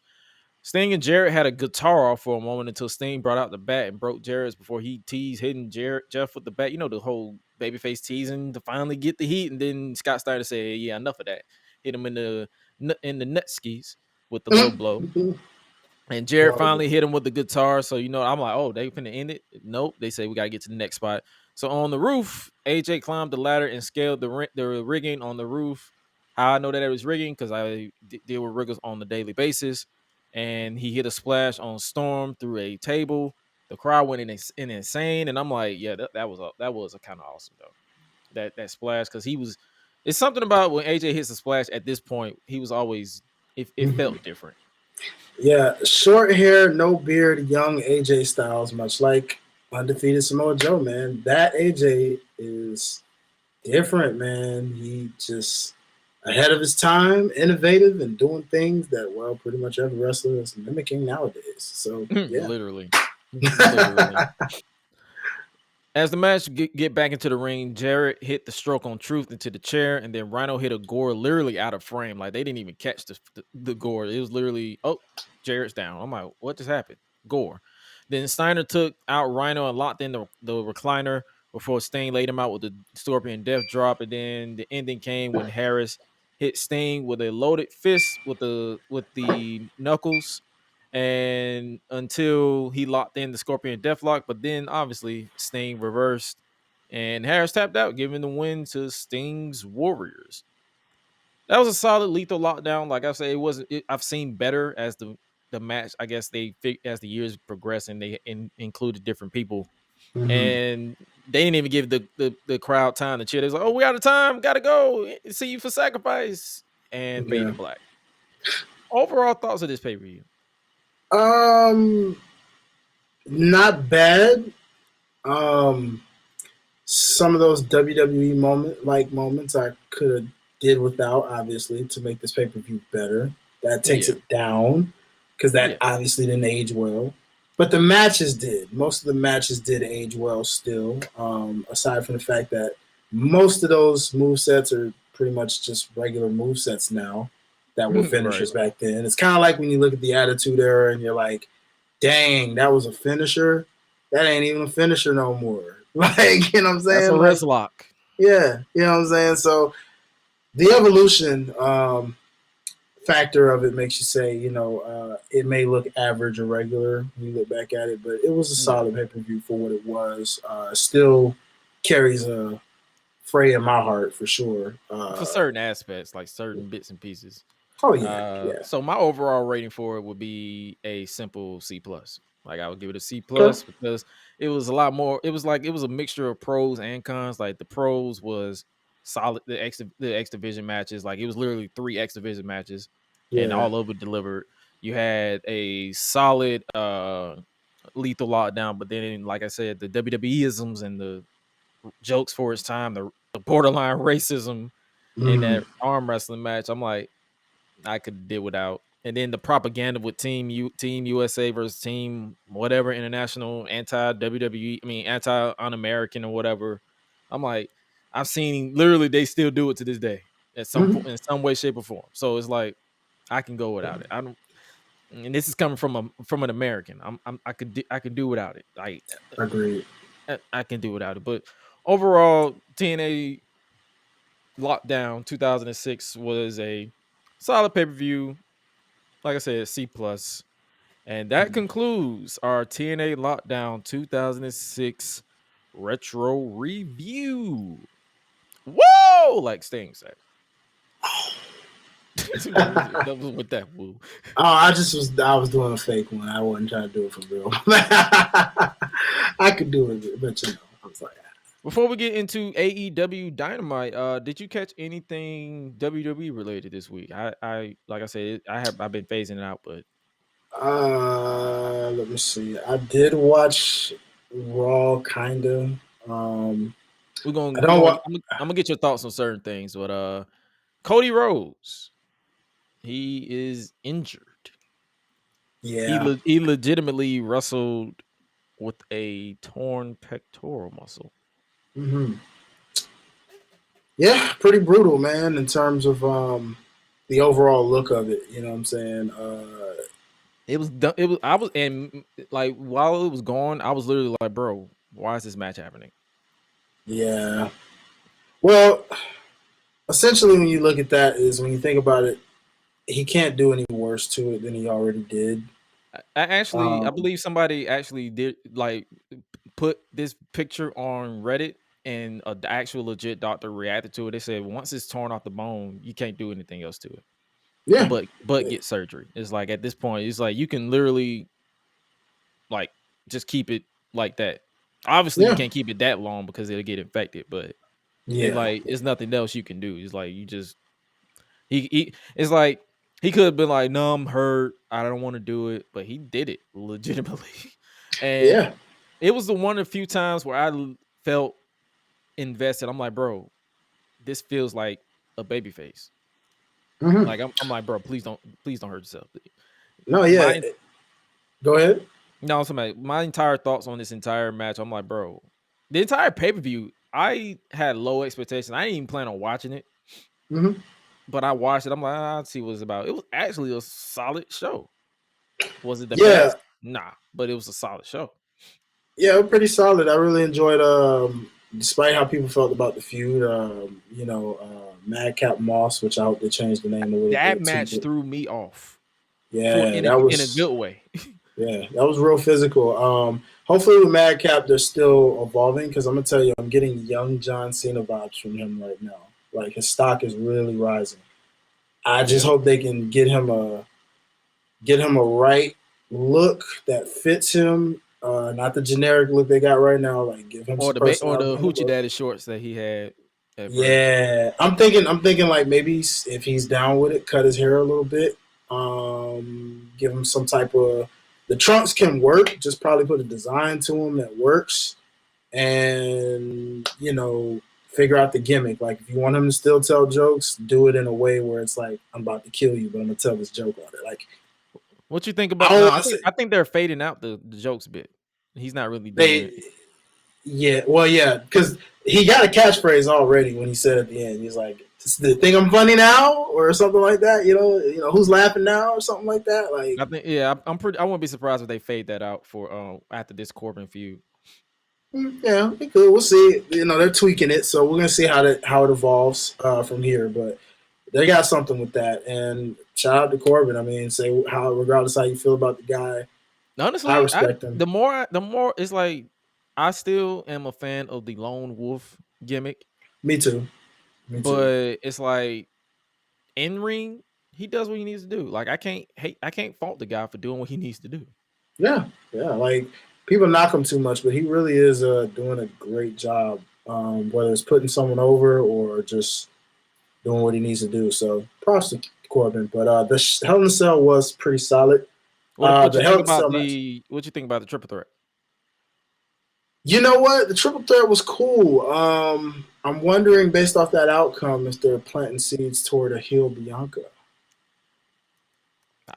I've been begging for her for months. Her I'm hoping. her EST gimmick, as much as I appreciate it, doesn't really scream 100% babyface to me. I feel like when she said, "I'm the roughest, I'm the toughest, I'm the best," it screams like I'm better than you, and you know it. Hint, True. hint. The only thing is, it does fit her better as a heel, but then with the heel also comes heel antics of playing scared as someone who's the EST. She didn't do that in NXT, but we know if she goes heel WWE in does with heels. WWE, They want They're her to gonna play have her the playing like chicken-ish a little bit, like, yeah, I'm the EST, but then when somebody ready ain't scared of you and ready to take you on, you backing up a little bit. You know what I'm saying? Like, those are hey the Vince, type of things I'm a hey little nervous about. Vince, if you turn her heel, don't do that. Yeah, don't. You got to make it to where she literally is everything she was as babyface, just 10 times edgier. You know what I'm saying? So And she's like, more of an asshole. yeah, you know what I Lean into mean. the So assholeness, not the cowardness. yeah, You already do that with Seth Rollins. You already do that with Becky Lynch. It's hmm like we don't need every heel to be a coward. Come on now. And yeah. sometimes it annoys me with Roman. You preach this God mode in mentality, but when someone steps up to you, you Oh back up and you back off. I'm yeah, like that's the only critique I have about this tribal chief gimmick. I do agree. I hate that they've been doing that a lot more than usual because when he first started that, man, he had no problem letting you know what he was gonna do and actually doing it. There was no backing down. You know what I'm saying? Even when the babyface got offense on him. I don't know if that was just the pros of the Thunderdome because they didn't have a crowd to play up to. But now that they have a Yeah. crowd to play up to, they feel like this need to like try to let you know, like, hey, he's a heel, he's a coward. Whereas this is a babyface. They're gonna overcome. They have this obsession with trying to get someone to be a babyface or a coward or heel. Like everybody don't need to be a coward. Oh yeah. Do what you did with Drew McIntyre when he was a heel. When they was building him up in I think it was 2018 hmm when he punked out Ricochet that one time. Yeah. He wasn't running. He was literally headbutting people. He was headbutting fools left and Mhm. right. So I'm like, he wasn't running. Do that with your heels. Facts. I agree, Now, man. what you think about the Judgment Day versus 6-man tag? Match was good, but I still have a hard time getting into that stable, man. What is Now, do you think is or like Edge is saying they're not supernatural, but I feel like they're trying to lean into that supernatural. and that's the part that's making me so confused because I'm trying to really buy into it, but I'm like, what exactly is It's this? just Like, Edge saying big words. yeah, you know what I'm saying? And I mean, honestly, thank God for they got me with the swerve on They Monday got of me the. too. I'm like, yo, I this was is the like, first like, oh, okay. And yeah, I was we're like, gonna get to it too. yeah, I did not expect that. But I mean, I'm kind of happy about it because Edge did seem like he was bringing it down a little bit, even though he was Because trying to elevate it. he was just talking. I'm like, bro, what are you talking about? Part of the time when he was Yeah, talking, it's like I understand heels being heels, like, oh, I'm better than you, but I'm like, bro, what are you talking about? Give me a point A and a yeah, point B. It sounds like you start off with point A and then you go into gibberish, and then you try to go to point, you try to bring it back to point yeah, B, and I'm like, I'm confused with like go back to point A again because I need better context. And then when I watch it back, I'm like, I still don't get it. So whatever. yeah. I couldn't get it because normally Edge is more passionate than that when he's a heel. He can do it as a babyface too, but normally as a heel, he's a little bit more passionate and can actually make you feel what he's saying. But I couldn't get that with this faction, and I'm still just like, even now with this new direction, it's like, okay, well, I still need to know where y'all going with this because I just need to know, am I supposed to be into this or not? Like, you know what I mean? But we're gonna see. Hopefully, in this new direction, it goes somewhere. Hey man, I am. Oh man, I'm trying. Yeah, me too, Hopefully, bro. I'm trying. I try to get it as much as possible, but I'm like, it's not working at all. But hey, long as it makes sense, that's all I'm saying. Like, hmm make it make sense, and then I'll be Gucci. But yeah. And then now with the Hell in a Cell, what was your thoughts on the Hell in a Cell match? Like from context, now that you know that Cody was working injured. It was a cool match, but I'm not gonna lie. I really thought the outcome was gonna be a lot different. I really assumed Oh, you weren't Seth expecting was gonna win. a 3-0. I was up until the injury part of things. When that injury happened and it was like legit, I really expected, okay, Seth's got to go over because Mm-hmm. one, he's injured. You know he's not going to be on TV, so it won't hurt Cody to lose. You'll forget about that months down the line. And, as I heard some people on Wrestling Inc. talk about, like, you missed a really good opportunity to just build that feud. Even though we saw what he did on Monday Night Raw, you still missed an opportunity where Seth could have went over. And by the time Cody got back, that would have been a nice middle of the road feud to finish before WrestleMania to do whatever you're going to do with Roman I or something. think I understand that, but then I also think it doesn't hurt Seth at all because he's still over. True. That's what I'm saying. Like, and I think I look at it like this: WWE isn't really a place where they care too much about winning and losing anyway. If they want True. you to care about somebody, they're gonna want you to care about somebody, whether they are losers or not. Remember Kurt Hawkins? True. Like Hey, he that's was true. literally a loser, and they just said, okay, how about we just turn this into a gimmick and Mm-hmm. just go crazy with it. That's literally And then he won a what they did. match. And then he won a match against the Revival at Yeah. WrestleMania, and he finally won. And then they was like, "Oh, we don't know what else to do with you." Yeah, but I mean, and I agree. You know, there's that aspect. What I really enjoyed most was Seth and the mind games he did, just like he did with Roman coming out in Shield gear. Seth needs to keep doing that, With the and polka dots. not even just that, just whoever your opponent is, keep doing that. I'm surprised he Do didn't what come you out did dressed with as. Roman. I'm surprised he didn't come out dressed as Gangrel when he was feuding with Edge. That's what I'm saying. Like, do those type of things. You know what I He's the mean? Joker. Like, Embrace it. yeah, like his next opponent, he needs to definitely do that. Like pull something from the past if it's somebody with enough gimmicks, History. yeah, history, all And that. that Like, and but that's the thing. A lot of these people don't have that depth.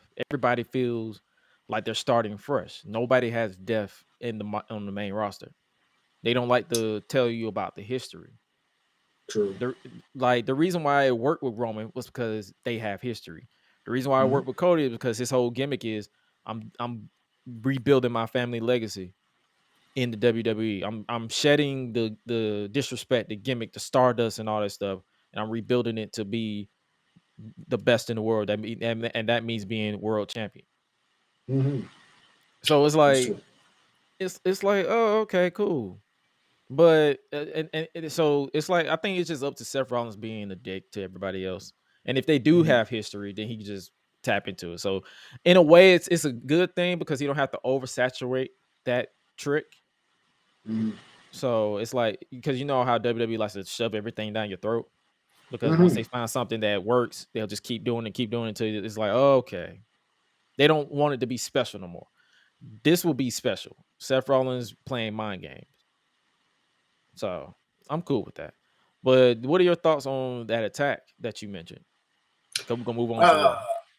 something that I really wish they would have done literally at Hell in a Cell, but I mean, it makes sense, I guess, to carry the story into Raw because what else were they going to open the show with, right? So I'm not mad at it. I'm just glad they did do that because I figured they were going to have to write him off TV some kind of way with that injury. And, you know, what better way to do it than there, I guess. As long Do as they you did it.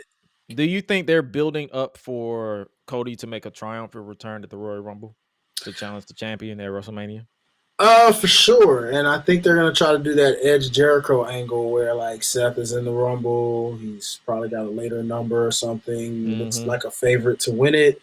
And then out comes Mr. Cody. Wrestling has more than one royal family. Like you know how they gonna make it a big old it'll be the return of all the million pyro explosions that this man gonna have, and that's Mhm. before he wins the Royal Rumble, and they gonna have to do more pyro. They're gonna blow the pyro budget with this man when he comes back. Absolutely. when he comes Crowd back there at is. WrestleMania. Like it's not even. It's but I this is one of those matches where I was like, in a way.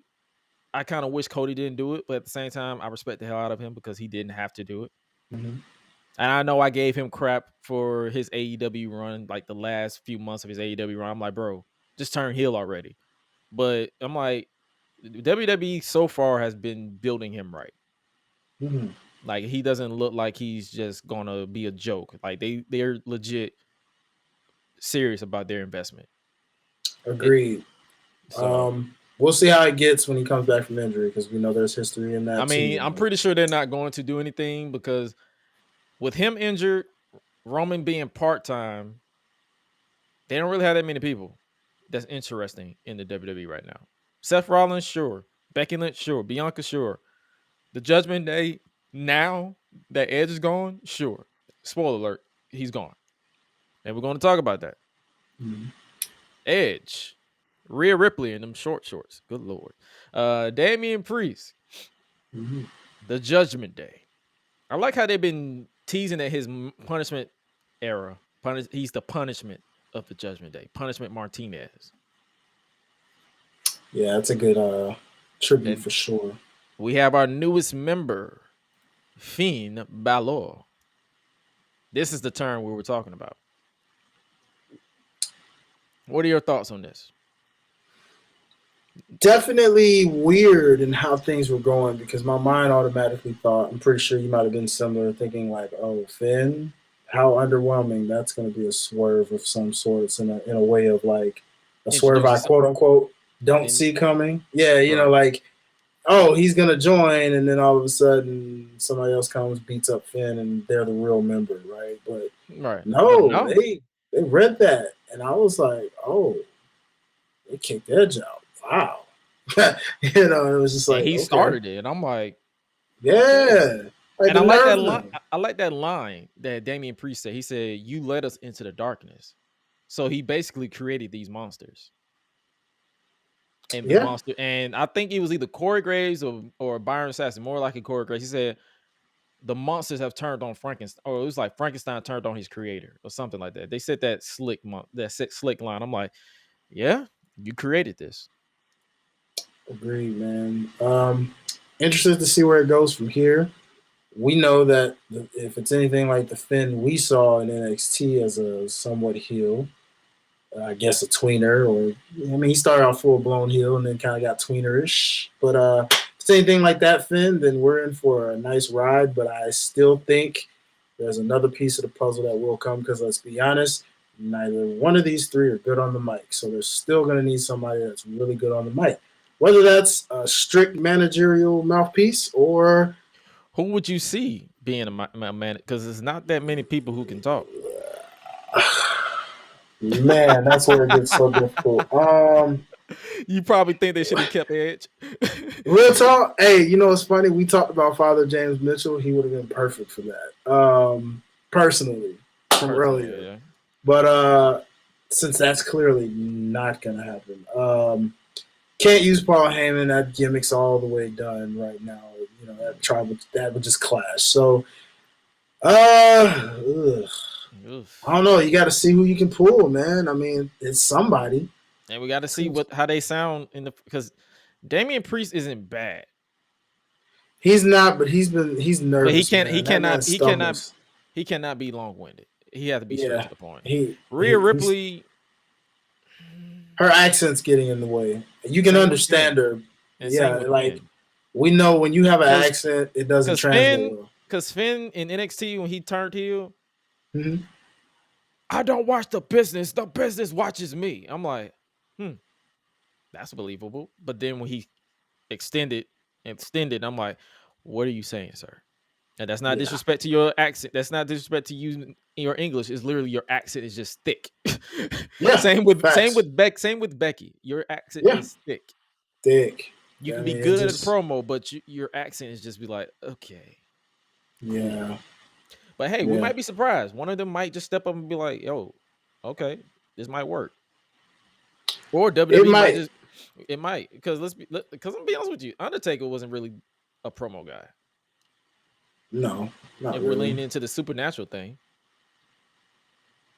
So, and they're not. And wait, now that I think about it, if there is a real leader that they announced, there is a guy that's been away for a long while, and we know he ain't gonna be in AEW anytime soon. You talking about Wyndham? Hey man. Perfect talker, if you ask me. Do you think Wyndham will return to WWE if they give him the right creator? If he would have the ball in his court for sure, and if he can make it to where it's like, okay, I'm in control of my promos, I'm in control of all these things, while also just you just give me an outline to as far as I can go, but then let me go from here. Yeah, like whatever it is, however he can how negotiate the PG it. stuff, like just let me like hey, I understand y'all got a corporation, but let me go from here. Yeah, man, because he makes the perfect kind of leader for something like that. It's different from anything the Wyatt family ever was, and You don't have to he limit him just to the Fiend anymore.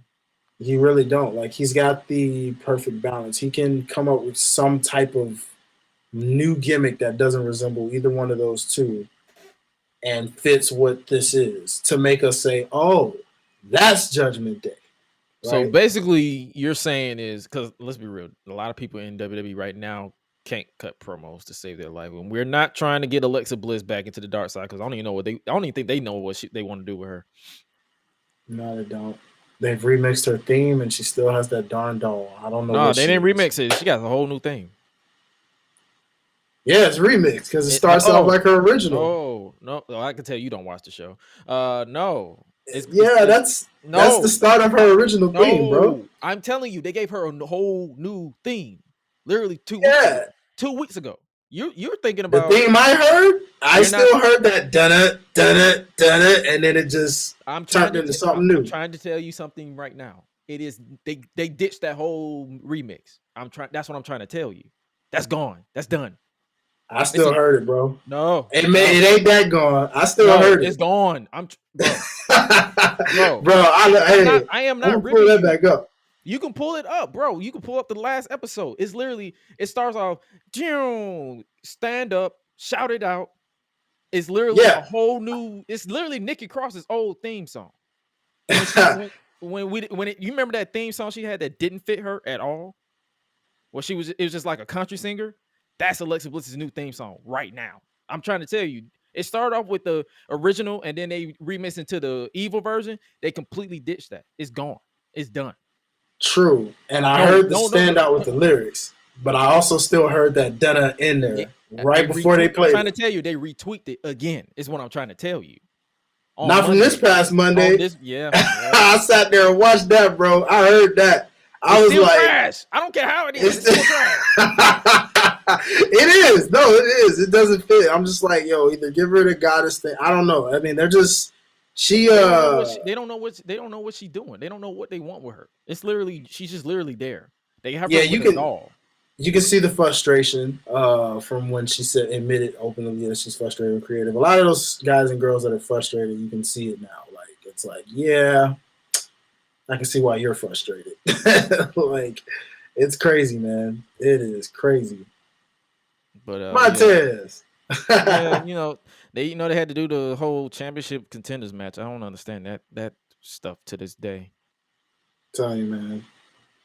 That's one. It's like just put the titles on the line. When I saw that, I was like, bro, just put the titles on the line. It's literally not that hard. And then they're obviously teasing Bobby Lashley versus the world champion. Speaking of Roman Reigns, bro, what's up? What's your thoughts on this? He's basically off the show for 2 more pay-per-views. He's not gonna be at Money in the Bank. He's not gonna be. Yeah, he's not gonna be anywhere near TV for a good minute.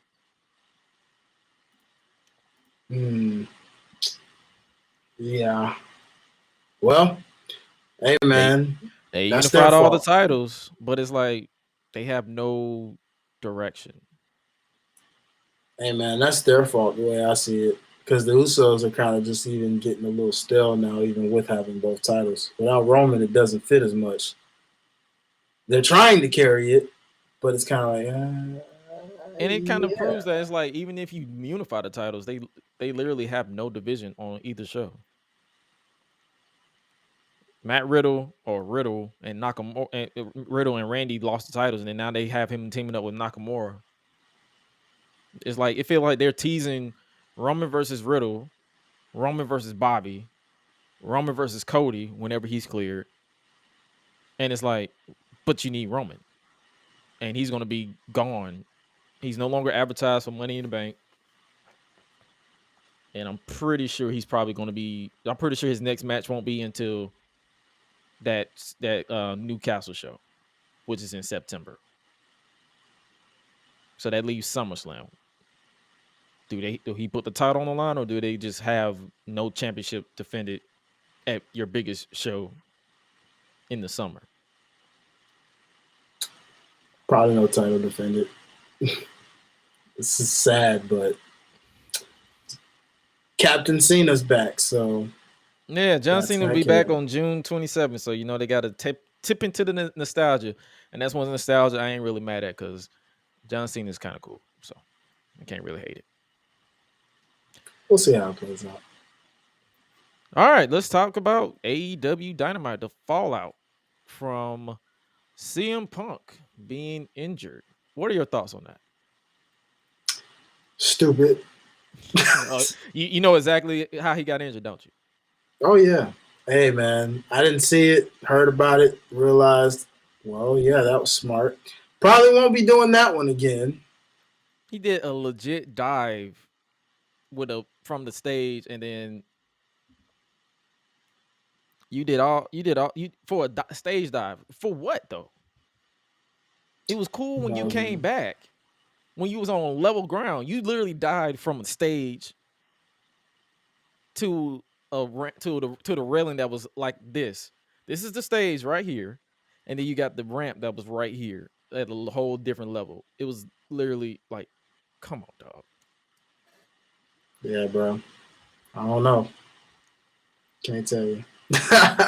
that just homie should have just thought a little extra about that. You're not young Punk anymore, my guy. Like the body don't work the same. That's not even age. It's like literally, bro, the distance, common sense. Age plays to some part to it because Montez Ford could do that with no problem, I'm sure. But in Punk's case, Montez Ford probably would do it with no sure, but I'm pretty sure he won't do it because he's not dumb. Hey, man, I don't know. Either way, kind of sucks for Punk, bro. Shouldn't have done that, man. As the champion, my guy.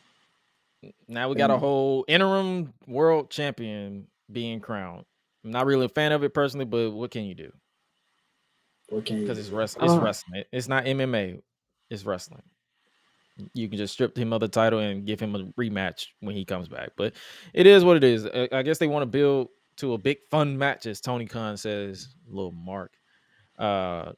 We started off the show with a casino battle royal because the winner of tonight's battle royal faces Jon Moxley to determine who will go on to face the winner of the June 12th New Japan Pro Wrestling Eliminator, which is Hiroshi Tanahashi versus Hiroku Goto. So it's the same guy that we talked about earlier on TNA in 2006. He is still wrestling for the interim AEW World Championship on June 26th at the Forbidden Door live on pay-per-view. We had Darby Allin, Tony Nese, Daniel Garcia, Lance Archer, and Eddie Kingston. They were the first group of entrants. Did you even catch this battle royal? I did. Hanging on for dear life. There he goes! Archer in an unattainable situation. Lance Archer. This man is no longer the Murder Hawk Monster.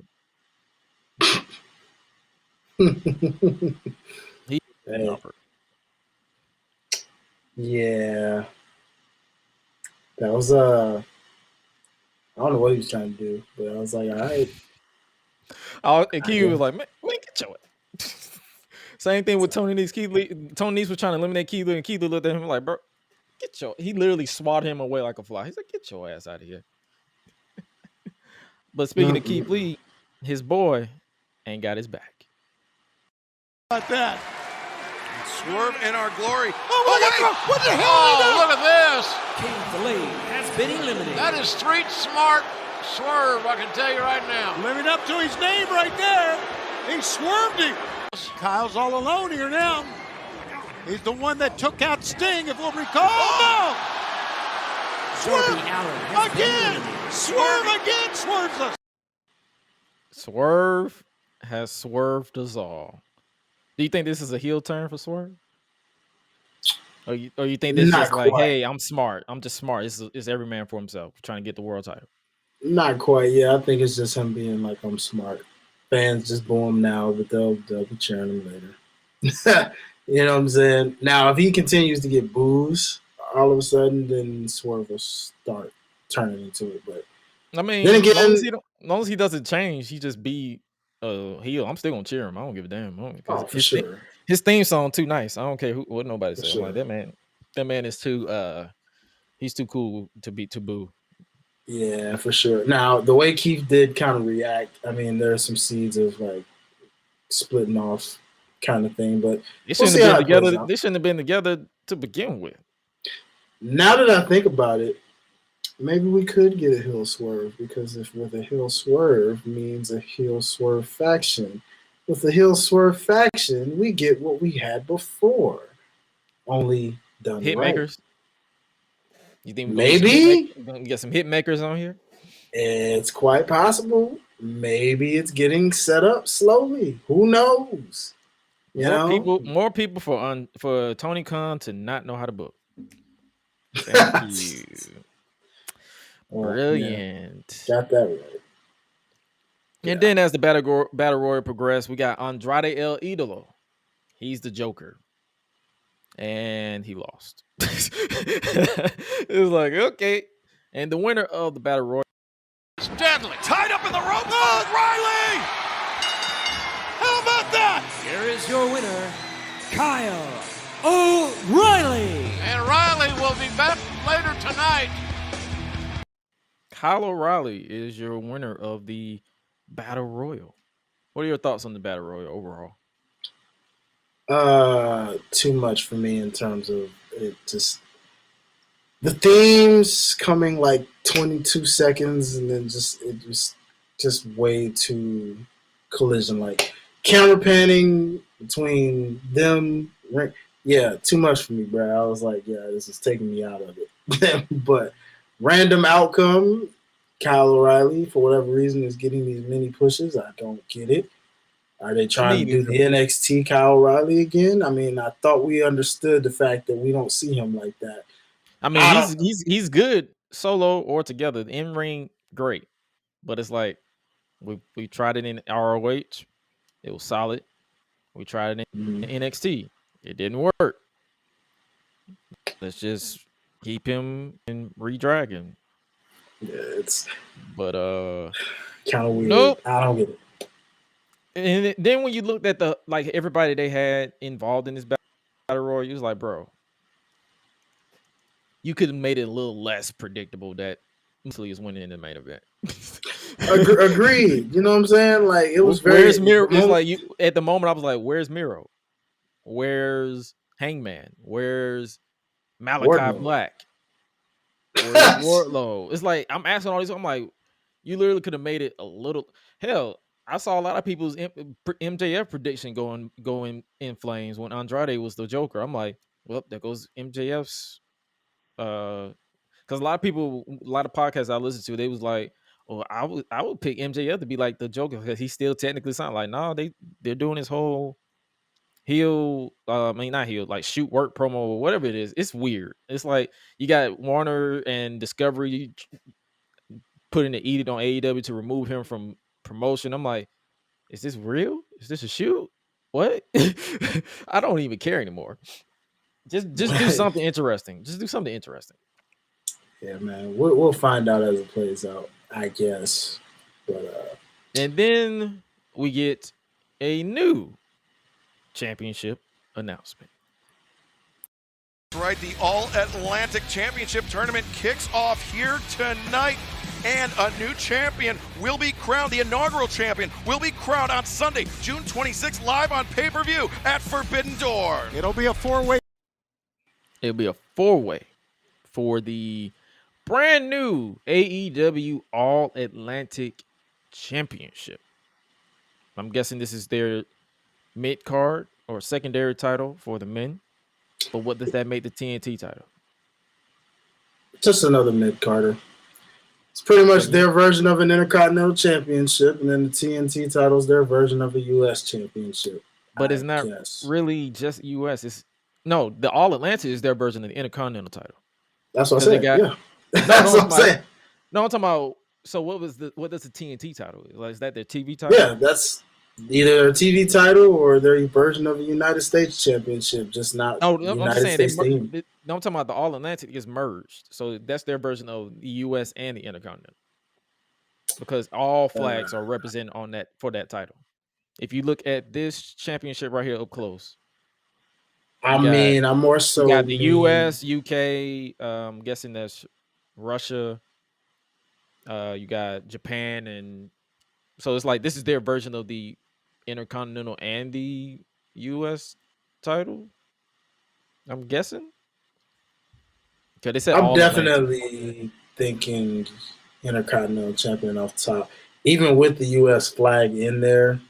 That's what I'm I saying. It's guess it's like more so that's just what I'm because saying. it's This is their merge of it being Intercontinental and US. You see what I'm saying? Because in a way, US is basically Intercontinental and Intercontinental is basically US. It's like they're all representing something. This is representing them all. Is what I'm saying. That's all true. I'm saying. That's all I'm I saying. mean, at the end of the day, they're both mid card titles, so that's the only reason I even just say it's their version of both per se. What you think? Kind of works. What you think about the? Well, obviously that led into the next match, which was the House of Blacks, Buddy Matthews with Malachi Black, Brody King, and Julia Hart versus Death Triangle's the Bastard Pac. What do you think about this match? Pretty solid with a predictable outcome, but kind of almost unpredictable. I mean, I guess there was a slight chance Buddy could have won, but really, you knew they weren't going to put him against Malachi. So, it's kind of like it was kind of predictable just a bit, but still entertaining for the clash of styles. Buddy gives me his entrance kind of almost gave me like Triple H vibes a little bit for a second. His When he had that, build, when he had that spotlight, it was like a build up, and then the spotlight hit him. He was just standing there, big old buff, and all he yeah, needed was the water. yeah, he's giving me Triple H vibes, man. He's got the same kind of shape. He's like a younger Triple H almost, sort of. But Um, but yeah, does more flips and yeah, propaganda. absolutely. So what do you think about this bracket? You got Buddy Matthews representing Australia, Pac representing the United Kingdom, Ethan Page representing Canada, Miro representing, is that Russia? You got Bulgaria, I think. Bulgaria. I'm sorry, he was representing Russia at one point in WWE. I got mixed up. My bad. You got Penta Oscuro representing Mexico and Malachi Black. What is he representing? I don't. Netherlands. I'm not. Oh, Netherlands. Because I'm not familiar with that flag. My apologies. I barely pay attention to history. My bad. And then we got two people from New Japan. Do you think they're going to throw somebody in the U.S. bracket? Because you know they got New Japan Strong. Because you got a U.S. flag on there, but nobody from U.S. in I this bracket. sure hope so. I mean, truth be told, my whole gripe is just, I mean, if this is international, somebody tell me where Africa is. Where is Jamaica? Where is all these Italy? Do we Something. not have any known wrestlers from these countries? Legit from outside of Kofi Kingston? I'm, I'm pretty sure you do. And Like, Apollo Crews. Well, Apollo Crews is from well, he's not even doing the accent anymore, so he's no longer representing his country anymore. He's literally just Apollo now. true. I mean, yeah, I don't know. I mean, yeah. It's just weird because it's like, like you had Kofi Kingston representing Jamaica, or Ghana now, and then you got Apollo Crews representing Wakanda. So it's like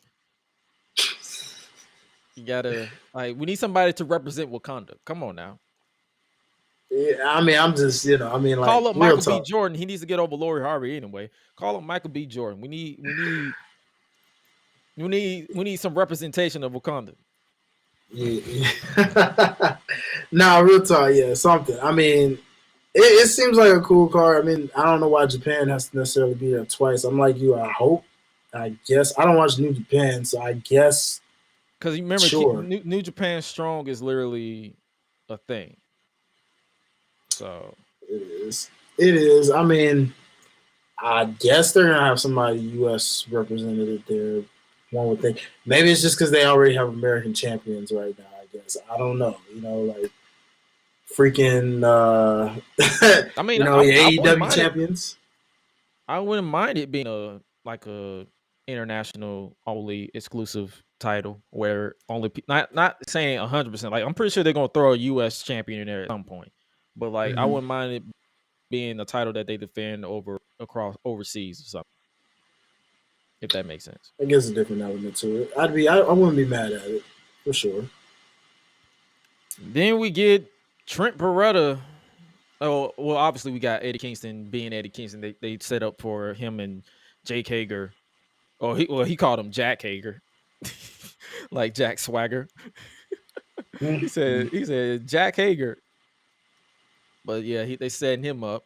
And then we got Trent Beretta in the ring with a microphone. He was like, it's National Best Friends Day. You know, they make a lot of national days. And I'm like, what national day is it today? Because y'all be making up these damn days. Like I'm supposed to care or something.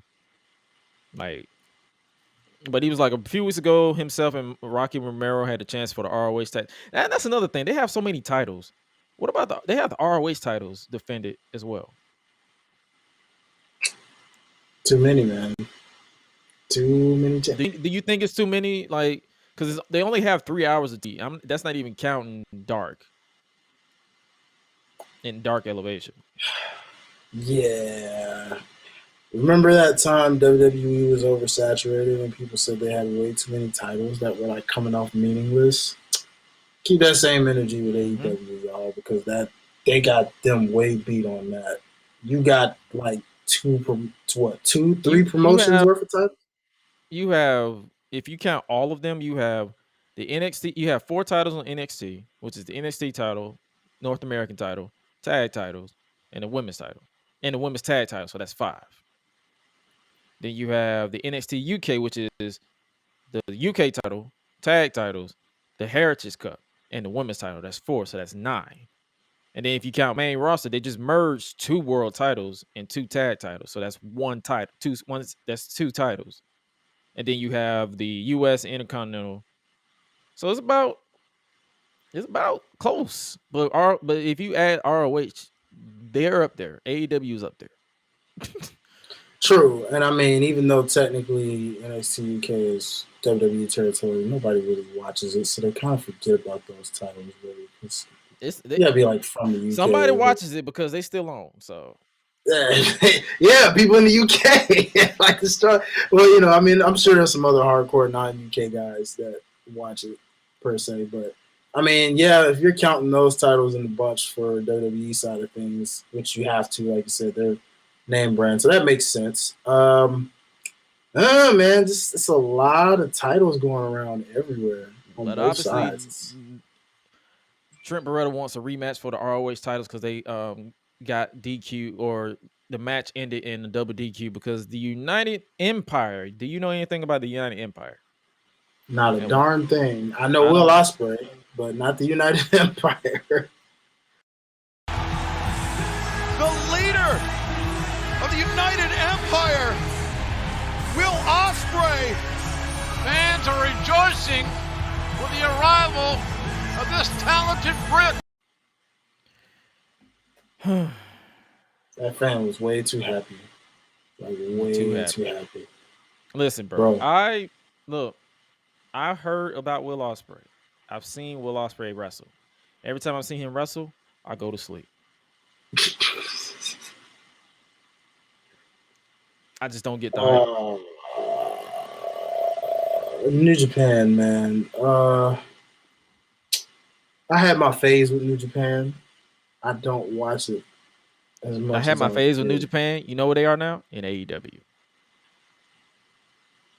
The ones from my phase are in WWE right now. Or WWE. That's what I'm saying. Works it's like they're not even there anymore. It's literally, I don't know. Yeah. And I don't want any of my wrestling fans out there listening thinking I don't like Japanese wrestling. There's a lot of Japanese talent that I love. It's like the pandemic made it fall off. Yeah, like I just don't get into New Japan these days. And based off the retro review we did earlier, I didn't even realize how many freaking promotions they've like merged with over the years and partnered with. I'm like, gosh, man, y'all were even partnering with TNA back in the day. Goodness, they partner with them still now. Yeah, that's what I'm like, man. No wonder WWE never partnered with y'all. Like, they tried when Bryan Danielson was still there, but Brian left, so that went up in smoke. Mm. They were trying to get him back. Jeez. Next up, we get Hangman Adam Page versus David Finlay. I've never seen David Finlay wrestle personally, but I would like to see more. I would like to see more. Yeah. Hey, chip off the old block, man. Runs in the family, so couldn't expect any less, man. The buckshot. Yes, he can. Inside out goes young Finlay.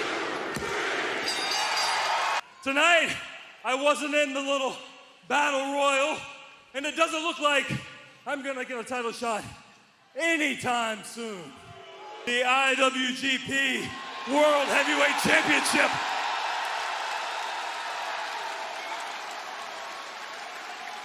And I want Okada. He wants Okada. Hangman Adam Page wants Okada. What are your thoughts on that? Instead of going after the AEW World Heavyweight Championship, he wants the IWGP World Heavyweight Championship at Forbidden Door. Hey, Hangman, more power to you, brother. That's a heck of a challenge, but what are your thoughts on this post Hangman promo with Adam Cole? Like, I didn't even include that because I'm like, it felt like it wasn't needed for me. Yeah, it wasn't. I guess they're just trying to find something for both men to do. Adam Cole's won this tournament. He's flaunting his belt that he can't even really defend because it's not a defending type of belt. Now I'm like, okay, so how long is he gonna have that on TV before it goes up in the trophy case? Because it's just like the FTW title. You can't do anything with it. Looks nice, but you can't do nothing with it. So I don't know. It's weird, man. I mean, the FTW, I give it props. FTW title has been defended. It has. But they don't count it as anything, though. That's the weird part. Yeah. They make it like, why defend it? But they make it known, like, oh, this is not an official AEW title. Like, well, then why is it being defended like one? And why should I care? Exactly. It's like, it's like, why should I care? Why like, at least in ECW, they didn't make it look like it wasn't an East title. Like, I think Taz just said it wasn't, but they like the ECW just said, hey, still care about this because hey, we got tickets to sell. But it's like, it's just another prop. It's another belt for Ricky Starks. Keep in mind, he's one of my favorites. He's one of the bright spot Dynamite for me. So I give him that. Agreed, man. But next up we get Wardlow in the ring. He get interviewed. Wardlow, I guess apparently Wardlow opted not to be in the Battle Royal because Wardlow said he asked not to be in the Battle Royal because the reason being CM Punk is our champion. So if I'm not making him tap or pinning his shoulders to the mat, I don't want it yet. So you don't want it yet, but do realize the way they got it set up is if you're the interim champion, you get the opportunity to pin him and make him tap to become the undisputed champion. Did he think that through? When he said that. When I looked at him, I was like, but if you win the tournament, you get to make him tap out eventually. Yeah. Was I the only one who was like, bro, you sounded kind of stupid? I don't know who writes these things for these people, but apparently they don't write them. They just say whatever. They give him an outline. Well, then that's why stuff gets written for some people. Not everybody's able to do that. Yeah. Wardlow here, I'm like, bro, you sound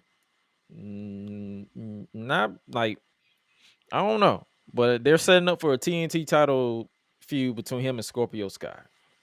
Do you think they take the title off of Scorpio and give it to Wardlow? Unfortunately, yes. Rest in peace, Scorpio Sky. I like what he's doing with the title, though, but shoot. I mean, because that Lakers theme title is freaking fire. Oh yeah. Outside of that, I'm just glad they're over. I'm glad they're done with the Sammy and Tay thing. I think everybody is. It's like, and I hate that excuse. They be like, oh, you just jealous. No, I just don't like. I don't care if let's put it this way. I don't care if it's two women, two men, a man and a woman. I don't like seeing people kiss on TV. Y'all weird if y'all like to see people kiss on TV. Y'all are weird. So that's how you felt about Edge and Lita back then. I hated that shit too. And it wasn't because I'm supposed to hate them because they're here. I'm like, this is just grossing me out. Seeing other people swap spit, it grossed me out. I feel it, man. I saw where Tay Conti like tweeted, "Hey Sammy, I heard there's a new title." I'm like, you're not even in the match. Why would you even bring that up, dude? You ain't even in the match.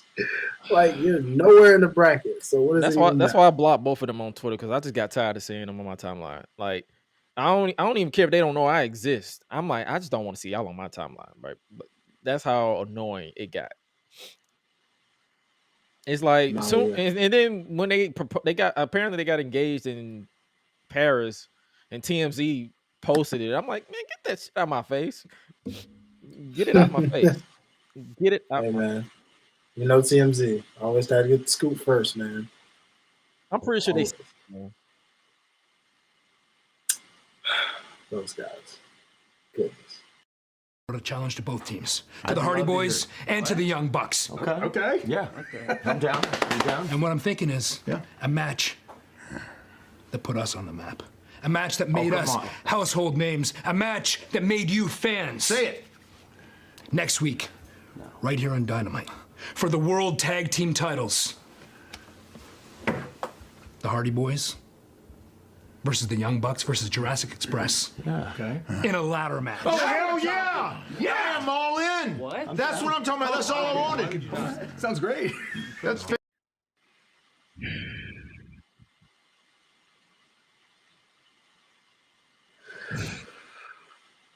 Oh, I was just waiting for Edge to just randomly pop up, even though he's in WWE. I was like, hey, what the heck? Swerve us all and just say, here's my mystery partner, my brother Edge. No. Against you guys and you guys in a TLC match. No. Now let's get the Dudleys while we're at it. No.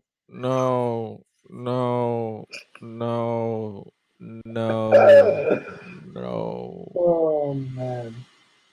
They are really trying to kill Jeff Hardy. They want this man to die.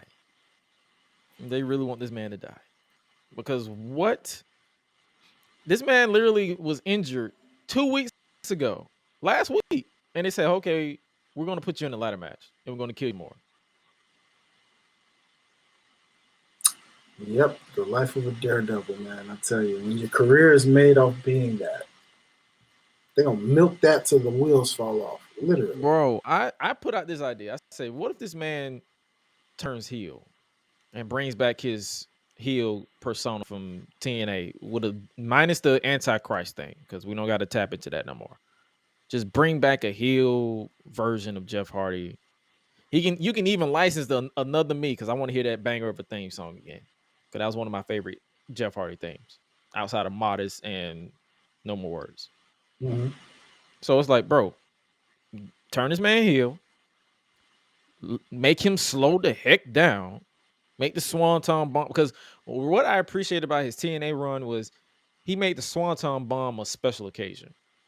He was more focused on getting the twist of hate over and giving people concussions. They're fucking free.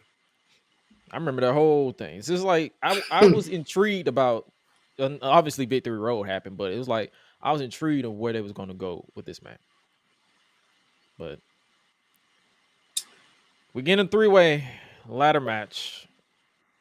Those gimmicks, Young Bucks versus Jurassic Express versus the Hardys. So in this case, screw the rankings, because FTR has been the number one contenders in the Tag Team Championship rankings for the AEW titles for 4 weeks in a row. What rankings? The ranking systems are trash. And they're fake. Pun intended when I say it like that. Not the wrestling. I'm talking about like, legitimately they're fake. Because apparently they changed that. They changed it as soon as Punk went down with injury. Apparently, out of nowhere, John Moxley became number one contender. I'm like, even though technically Anthony Ogogo should be number one, but they don't count Darker Elevation apparently. The quality of opponents are the reason why John Moxley. I'm like, So you saying I don't have to waste my time on Dark or Elevation. Yeah, we or just Elevation? screw those shows because they don't mean anything. So he don't realize that he just inadvertently made us say, okay, so why am I watching these shows if they don't matter? Very much. Tony Khan, get off social media. Man, that's it. Speaking of social media, did you see this women's world title match?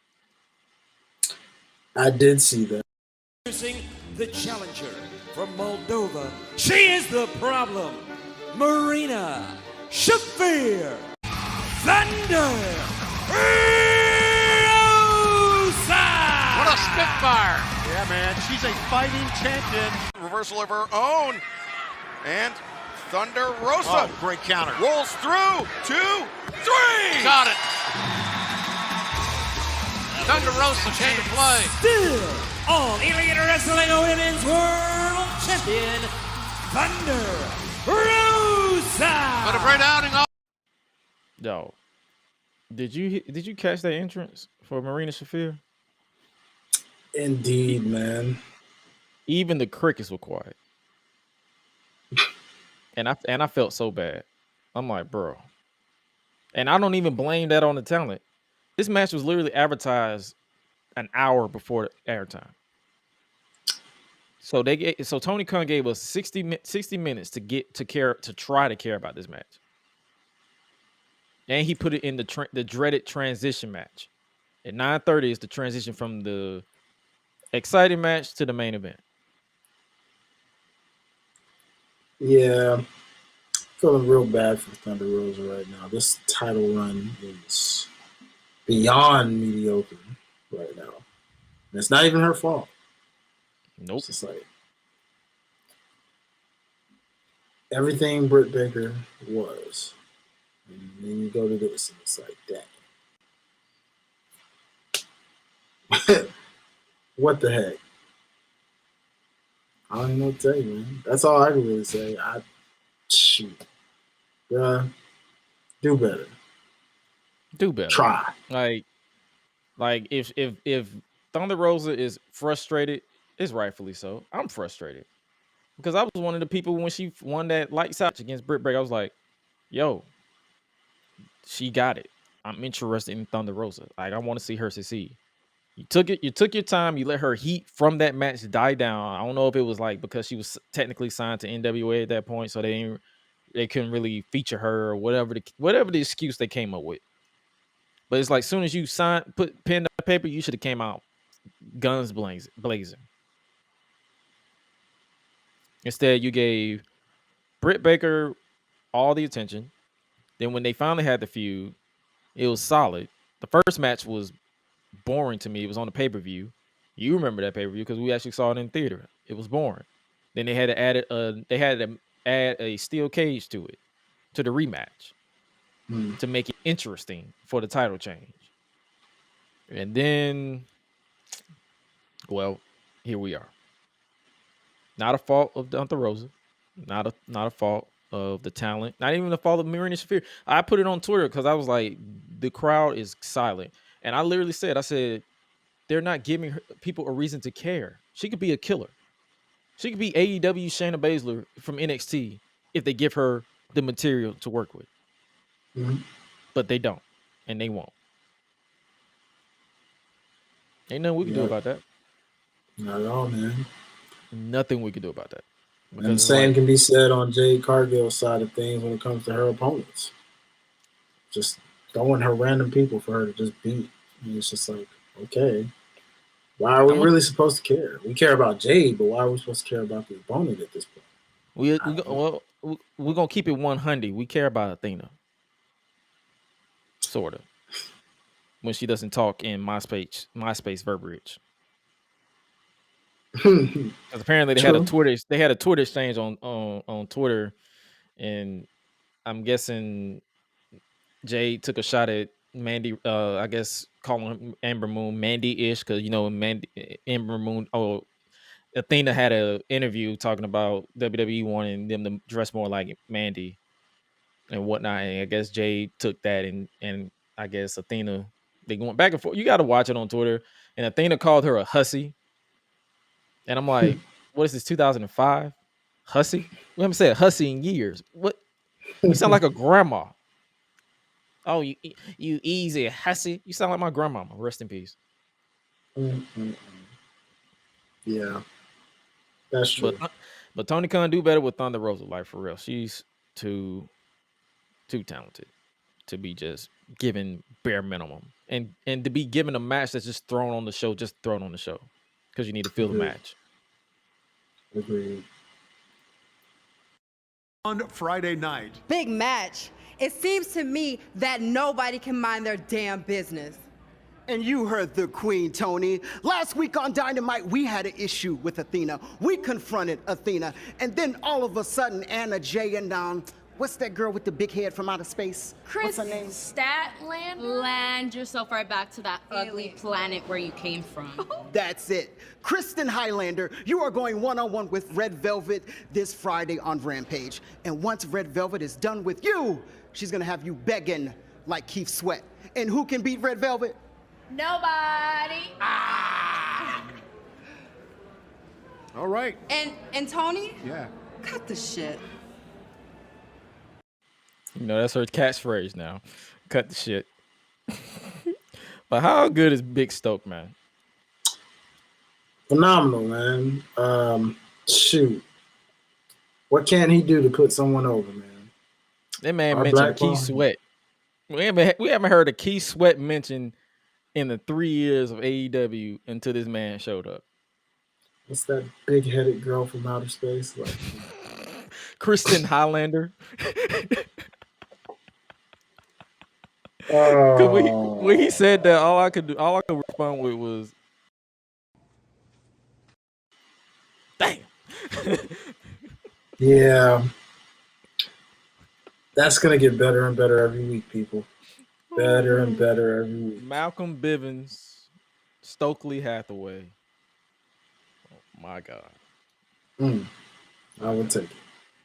And obviously in the main event, after that, we got the main event, which was Jon Moxley defeating Kyle O'Reilly. What you think about that main event? Expected. You know what I'm saying? I mean, of course, physicality is always something for sure. You expected that as well. Yeah. But outcome-wise, it was just a matter of, all right, on the forbidden door.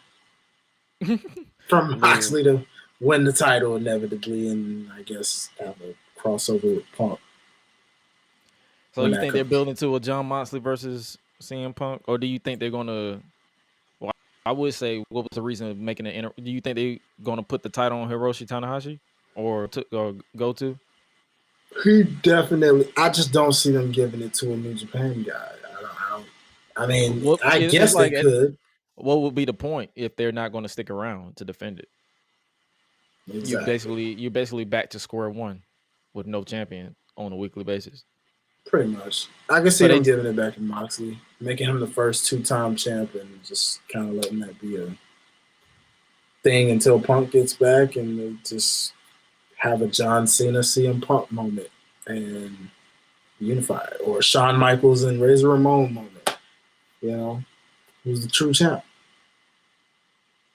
So we're gonna get it. So to wrap up today's podcast, because we went extra long today because we all, that's how we do. We vibe on that. We're still building up to Blood and Guts. That's gonna be on June 29th.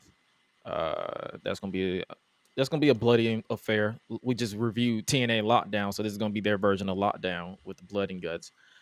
This Friday is Rampage. Got ROH Tag Team Champions FTR and Trent Beretta versus Will Ospreay and Aussie Open. I guess the United Empire. If this is your type of match you want to watch, have at it. I'm probably not going to care. Got the in-ring debut of Satnam Singh, I'm guessing, and Jay Lethal. So that's going to be a tag team, I guess. Jesus. Wow. You got Jake Hager versus Eddie Kingston. And you got Red Velvet versus big-headed girl from outer space, Kristen Highlander, a.k.a. Chris Statlander. This Rampage is looking kind of skippable. Yeah, not the greatest Rampage lineup, but I mean, question is, will that be live or taped? My guess is probably taped. It's already taped. It was taped. It was taped yesterday. So there's that. And then obviously on the next episode of Dynamite, it'll be Miro versus Ethan Page in the All Atlantic Championship qualifying match. Man, we are going into midnight. This is literally how long we've been going. But this has been the Gresh Unleashed podcast. If you want to follow my boy Hi-Lite, his at is literally down below. It's scrolling across. It's been scrolling across the page at Hi-Lite Life on Twitter as well as Instagram. And then you can always follow us at Gresh Unleashed, at Josh Gresham ORG on pretty much majority of all social platforms. And if you are new around here, hey, make sure you hit that subscribe button, follow wherever you listen to your podcast. And with that being said, you guys stay safe out here in these streets. And remember to always eat, sleep, flex, and repeat. We out. Be breezy.